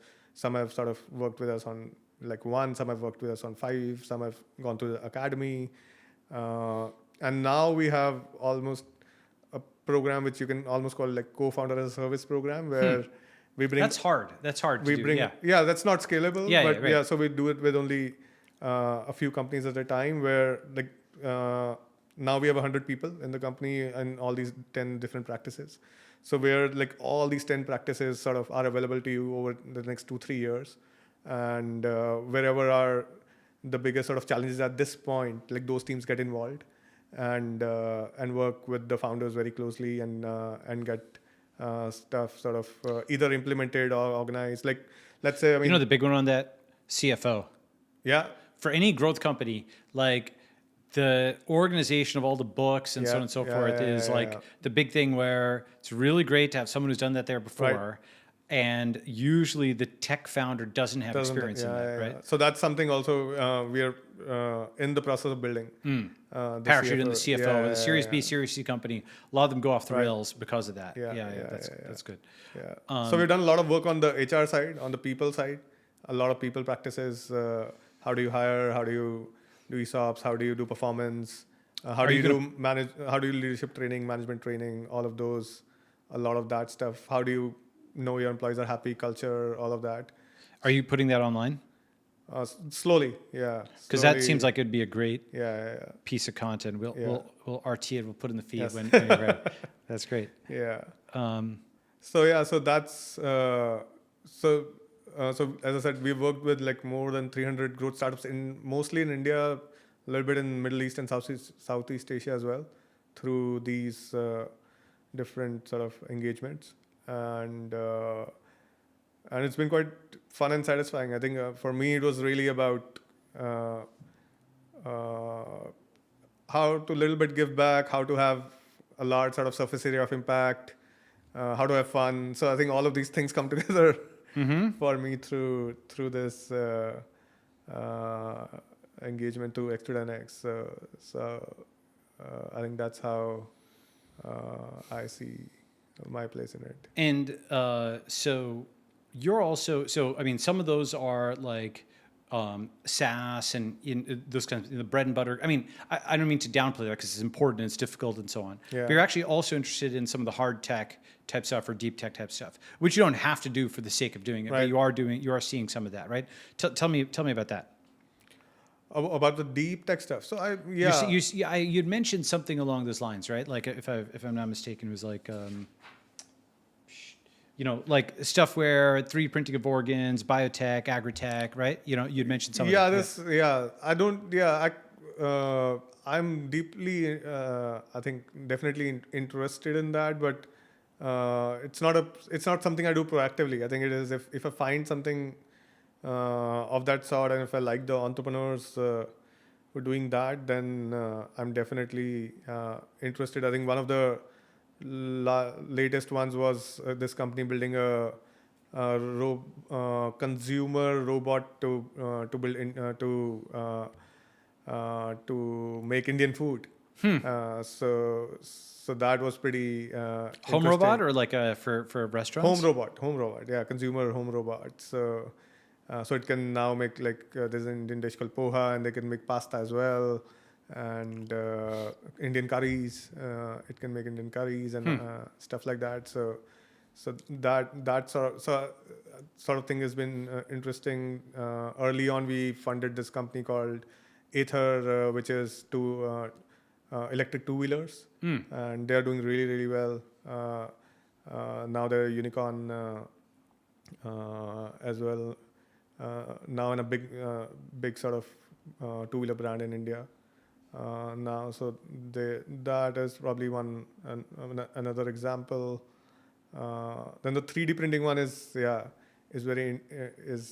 probably the most sort of moonshot. What are you doing there? Out there? So there the company has built this technology to 3D print tissues, and I think the first application they've been working on is 3D printing the cornea, eye cornea. And in, like, for example, in the US, there are a lot of corneal diseases which are not big enough to sort of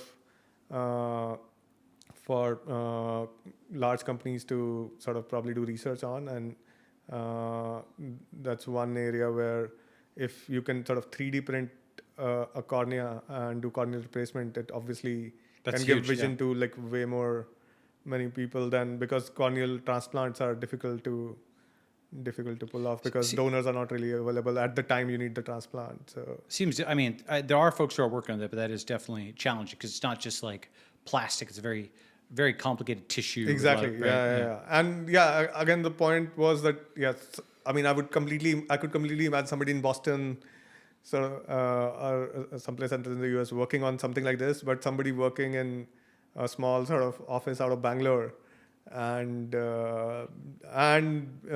with the ability to sort of actually do something which works. Well, it's often an Indian person in Boston doing that, right? So like a good chunk of American tech talent is in, right? But yes, again, the that's right. ability to get it done in India, Of course, right, That's right. was just mind blowing. That's right. For me, and now they've been able to like hire experts from the US, and they've sort of they're building a lab in the US now as we speak, so that they can do it faster. But it started in India. And for the first 3-4 years, just they kept chipping away, and then after the raise, like more money, they've moved to the US. Huh, interesting. So, but showing that you can actually at least get started in India. That's right. So, maybe last thing, and then I'll give you say whatever. So, we talked about how Flipkart is basically the size of not just a tiny country, but a small country, like bigger than a bunch of countries in the world. 100,000 people is actually like in. Now it's much bigger. I think that is probably 100,000 when Walmart bought it. Right, Yeah, so it's now like probably several bigger. 100,000, Yeah. right?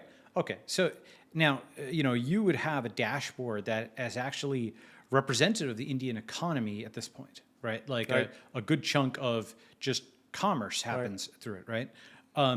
So, how do you think about like the interface with policy? You mentioned GST that actually simplified your life. Amazingly, in some ways at least, UPI, GST, to some extent Aadhar perhaps. Right. Like, the government also made Reliance Geo, it was feasible to do it. There's probably regulations that were cleared out of the way to allow all those towers to get set up. So amazingly, the government is actually making your life easier and entrepreneur in some ways, right? How do you think about the interface between like Flipkart and like the state and so on? What are your thoughts on that?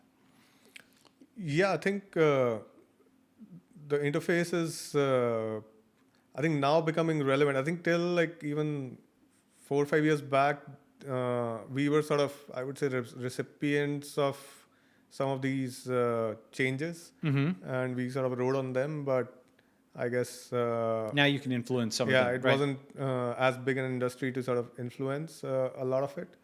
I think today with on the payment side and on the e-commerce side, I think there is definitely, I think the size is big enough that there is, I think, fairly good interface on a lot of these things. And there are various sort of different committees and organizations which are working on various aspects. So, Where the interfaces sort of matter. so somebody who has contributed more economically to India than most, perhaps all, maybe, right? But certainly in the very top echelons. What do you think is the top things India should do in terms of tech policy, specifically economic policy more broadly? What is next? What is a low-hanging fruit? Which is the obvious thing that they should do? I think from my standpoint, I think as we talked about this whole piece around the talent, right? How do you leverage all of this potential talent in India at scale? So I think that is definitely one, and not just on the digital side, but even in manufacturing. So I think how do we get a lot of this talent into sort of the into like an organized economy and get them. I think a lot of that it is underemployed. So how do you get them to sort of full production, complete employment, whether digital production or physical? I think that's probably my biggest would be my biggest wish list. Interesting. So explain that last bit. How do you get people to full employment from digital to physical production? To digital or physical. Okay, got it. Yeah. I mean, it could be digital, it could be physical. I think manufacturing is also a huge area, potential sort of area of opportunity, and there is a lot which has happened in the last 3-4 years. A lot of mobile phone production, a lot of electronics production is now happening out of India. And I think with, again, the geopolitical sort of headwinds on the China side, I think India can become a good alternate on the manufacturing side as well. So there is huge opportunity there. And then I think digital production, Indians sort of producing a lot of digital goods and working remotely on for businesses across the globe, I think is also, I think, a huge area. Well, so I agree with all those. I have 3 concepts which I'd like your reaction to. I've written about like India's crypto policy and so on. I actually still think a lot of that will be important because otherwise India is subject to sanctions. It can be cut off. You know, the West has threatened cutting off India in various times. So that's important to just have its own sort of network for international transactions. But leaving that aside for now, I think remittances and more generally corporate setup, right? So as somebody outside India, if you want to do business in India, what is the Delaware of India? Is it Gift City? Do you incorporate in Gift City? Do you incorporate in Singapore and do business in India? Like, what is the best practice as of 2023? What should it be? Right. For example, there's a LRS, liberalized remittance scheme, to get like money in and out, but it's like pretty hard still to get money in and out of India. You have to like give the birthplace of your ancestors on the forms and stuff for sending in like $25,000 or what have you. Right. They've got these old banking forms still. And you, as somebody who got $15 billion, $16 billion into India, has probably dealt with that more than maybe anybody else, right? So just on that first part, remittances and more generally corporate setup for international trade. What is the best practice? What should be the best practice? Yeah, I think Gift City is more for funds and investors to sort of set up shop. I think it's it's sort of an answer more to sort of allow Indian managers to also manage foreign money and also to be able to invest globally. So far there was a AIF sort of regime where Indian fund managers could raise money globally, but there was a restriction of only allowing 25% of the money to be invested outside India. So Gift City sort of allows Indian managers to become global fund managers. So I think it's more in that way, and money obviously can flow from anywhere into Gift City. So it's more for the fund manager for the operator. Right. Okay. Still a step forward potentially. Yes, absolutely. Yeah. I think for operators, it has been. I think I don't know if there's much of a change, but in general, I mean, it's not obviously India is not the easiest place. To do business. I think with this whole. I think India Stack and digitization of even the government services, I think it is improving a lot. There's definitely a lot more to do. But I think if you come to remittances for businesses, it's not as difficult. But for I think individuals, it's more difficult because of capital controls. I think it's got to do more with control rather than efficiency. I think. Efficiency is not the challenge. The challenge there is more sort of India wants to definitely control how much money goes out because it is still not very sort of. Did you find that an issue when operating? No, so that's what I'm saying. So for businesses it's not a. It's not. It used to be an issue like 20 years back. Okay, but by the time you guys got it's not an issue at all. It doesn't come in the way of doing business at all. So is the answer then just incorporate as a business and just do it like that rather than an individual? Yeah, absolutely. Yeah. I think it is. Like for example, in the U.S., people will set up a consultancy, they'll set up a personal company, and if you're a plumber or something, you'll book business through that, right? So maybe the answer is, the Jay-Z line, become a business common man. Something to look at. I'm not a lawyer. And there is, I think there is now that you can also form LLCs in India, which was not possible even 3-4 years back. Limited liability sort of partnerships, lightweight entities, have also been made possible. So there is I think progress on the corporate side, corporate law side as well. Okay, so that's remittances, Gift City. Number two, a big one is that I've tweeted about a bit, but visas, right? If, like the West has a lot of asks from India for, foreign policy and so on, wants to be a bolster versus China, all this stuff. So, one point I've made, love to hear your take on this, is just like the visa situation for Indians. Forget about just permanent immigration, just for business travel, for tourist travel, for attending a conference for someone's keynote speaker, for bringing a remote engineer in for an offsite. And also actually conversely, India sometimes makes it a hassle for some countries for people to get into India, right? Like that seems like an obvious target where, for example, this recent deal where, a bunch of airplanes were bought from the U.S., right? Biden is saying it's going to create 1 million jobs in the U.S. Well, okay, those airplanes are Air India airplanes. It's going to be flying people out of India. How are they going to get into the country if they don't have a visa, right? So this seems like an obvious thing for the U.S. to lean on countries and say, and India to also make this ask and put it at the top of the chart, which is get us a very large number of business and tourist visas for every Western company, every Western country that wants India to do something. Help us help you, right? And it seems like that leads to talent, especially given a good chunk of engineering talent in American universities, as you're aware, was Chinese and Indian. Right. Now, it's like a plane with one of those engines is just conking out because a lot of Chinese engineering talent is not allowed to come, or both on the Chinese side and the American side. So a lot of Indian talent will have to kind of surge to replace that. Right. And so there's a lot of reasons why I think visas are a big thing. I mean, I'm probably speaking to the choir here, but you've experienced Oh, this. absolutely. I think that's sort of part of the I think the talent vision that I was talking about. That I think at the highest end of it, I mean, a lot of that talent can actually get visas and go and work in these markets sort of directly as well, and add a lot more value, right? So I think. And visas is definitely like a huge bottleneck. Today, and not just work. I think even as you said, tourist, and I mean, as India is sort of growing as an economy, there's a lot more people wanting to travel and aspiring to do that.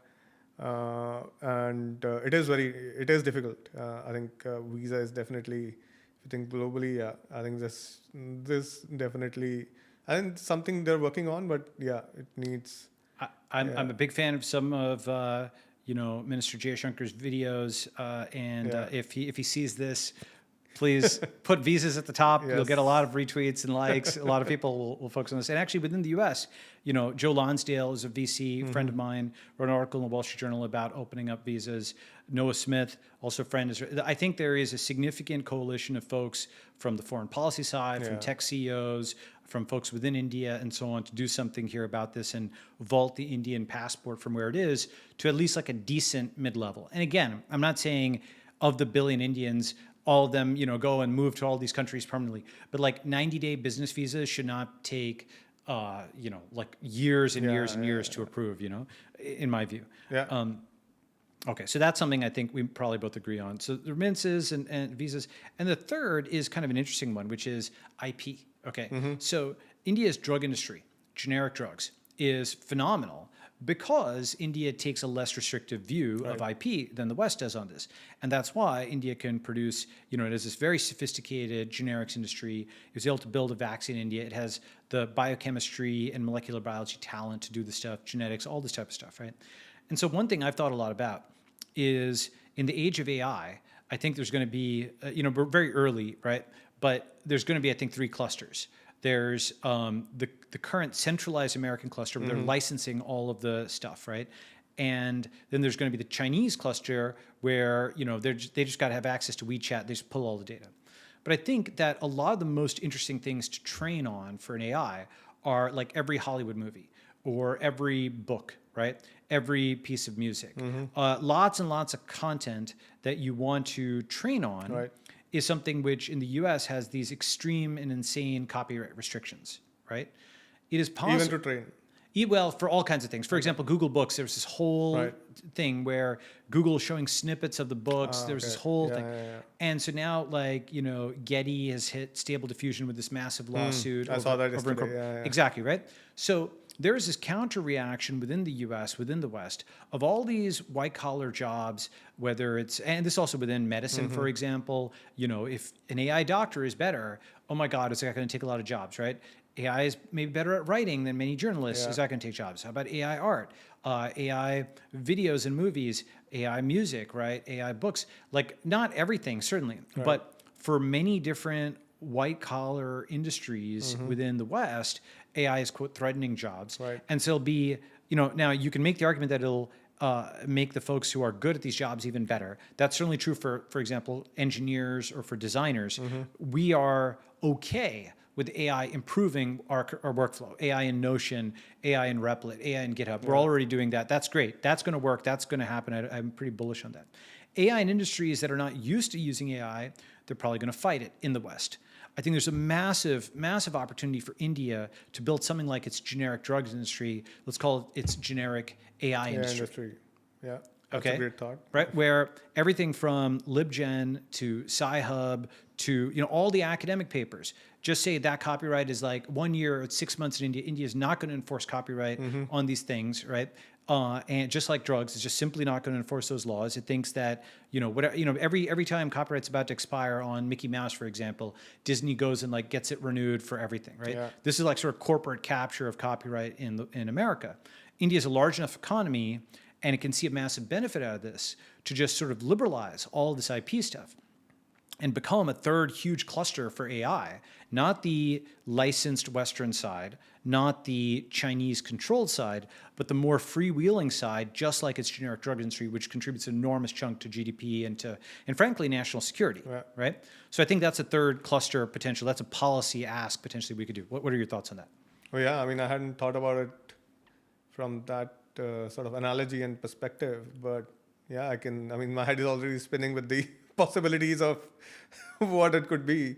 Especially, I think if you think about 10 years from now, a lot of jobs are going to be AI plus that job, right? If you're not using AI in that job, you're probably not going to be a very relevant person in the job. And I think, as you're saying, I think India can use that sort of as a superpower. That's right. Yeah. That's the next leapfrog. Yeah. Right? To leapfrog. Yeah. Where others are stuck. They're stuck because the white collar job, Yeah. the entire concept of the U.S. medical system, they want everything to go through a human for a billing event, right? Everything must go through a lawyer for a billing event and so on, right? But we could. So other regimes which are sort of stuck and won't budge very easily with these sort of old regulations. I think India can be. They can take a very leapfrogging approach. And because it's greenfield, we don't, the conventions, the laws, everything can be written. For example, maybe it's something where you have like teleradiology, you get the images, you go and do them remotely. There are obviously Indian lawyers, Indian doctors, Indian, actually less well known illustrators. You know the movie Tenet? Right? So if you go and look at the end of Tenet, right? The credits, looks like a New Delhi phone book. Yeah. Okay? It's, all these Indian names, right? Yeah. And the reason is that a lot of illustration has been happening in India, right? Like a lot of the cell animation stuff, right? For many years. And now it's graphic design and so on. So what's interesting is there's a lot of the talent in India for graphic design, illustration, copy editing. A lot of white collar talent is there. Yeah. And then with AI, they could potentially leapfrog because these industries, and then you have like the Indian American or Indian immigrant bridge. For example, you have like a licensed American MD who can have 100 Indians who are helping scale teleradiology. Right. So you have enough of the license here where they're doing the final review of it, right? So you're still forward but assisted by this sort of India stack of talent, backend. India talent stack. That's right. And this is actually, now the thing is, white collar people will look at this like, oh my God, that's so bad, Balaji. But actually, this is how you hyper deflate medical costs, legal costs. All that type of stuff is just wildly expensive in the US. Educational costs. These things are like wildly expensive. And that's because you get all these billing events that are just baked into it. People call this so-called Baumel's cost disease, if you heard that term. No. And it's supposed to be this, it's just those sectors that have a lot of labor and the cost of labor goes up. And it's just inefficiencies. It's inefficiencies. It's systematic inefficiencies. That's right. It's like at Stanford, for example, I think there's more administrators than there are students. Right. Okay.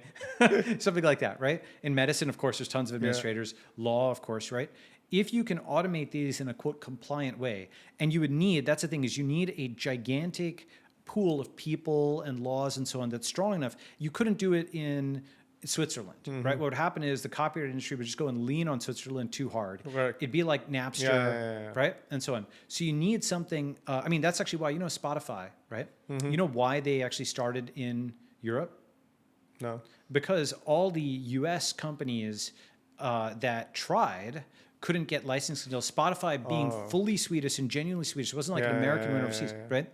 They had enough leverage, right? Because like Sweden, I think also had like the pirate party and stuff. I may be misremembering some of this, right? But they had enough like local leverage as being like purely Swedish that the RIA and so on just couldn't shut them down. So there was a negotiation that happened there. Whereas let's say Groove Shark was just shut down in the US, right? So it feels like this is kind of the right kind of thing. Anyway, I know I'm digressing, but feels like an interesting concept. Go ahead. No, no doubt about it. Yeah. So maybe AI Indian or A Indian. Okay. Okay. So those are some thoughts. I leave you the floor. I mean, we've gone through tons of stuff. We went through the rise of India, the return of India really to the world stage, the rise of Flipkart, and how you went from just like basically bootstrapping the thing with $4,000 in India from a time when less than 5% of Indians were online to one of the largest exits, perhaps the largest exit in the world at that point, certainly the largest exit in Indian history, to helping mainstream this thing within India, and now helping entrepreneurs, with the X to 10X. And I'd like to know, just give me what the last, you have the last words. Go ahead, Binny. What else would you say? No, I think, I mean, if I look back, I mean, I've seen sort of the journey of India's transformation, so as to speak, right,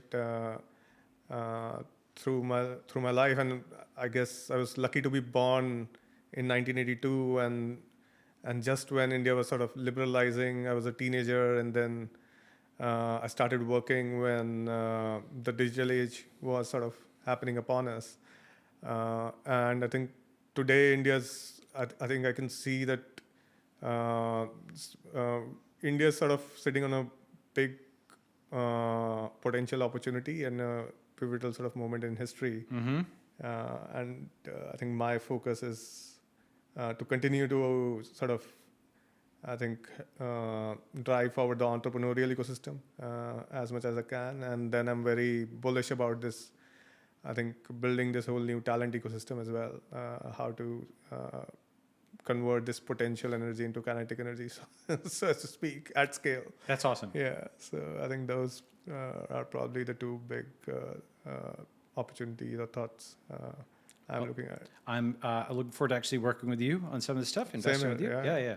And with that, thank you. This is the Network State Podcast. Thanks for coming on. Thank you.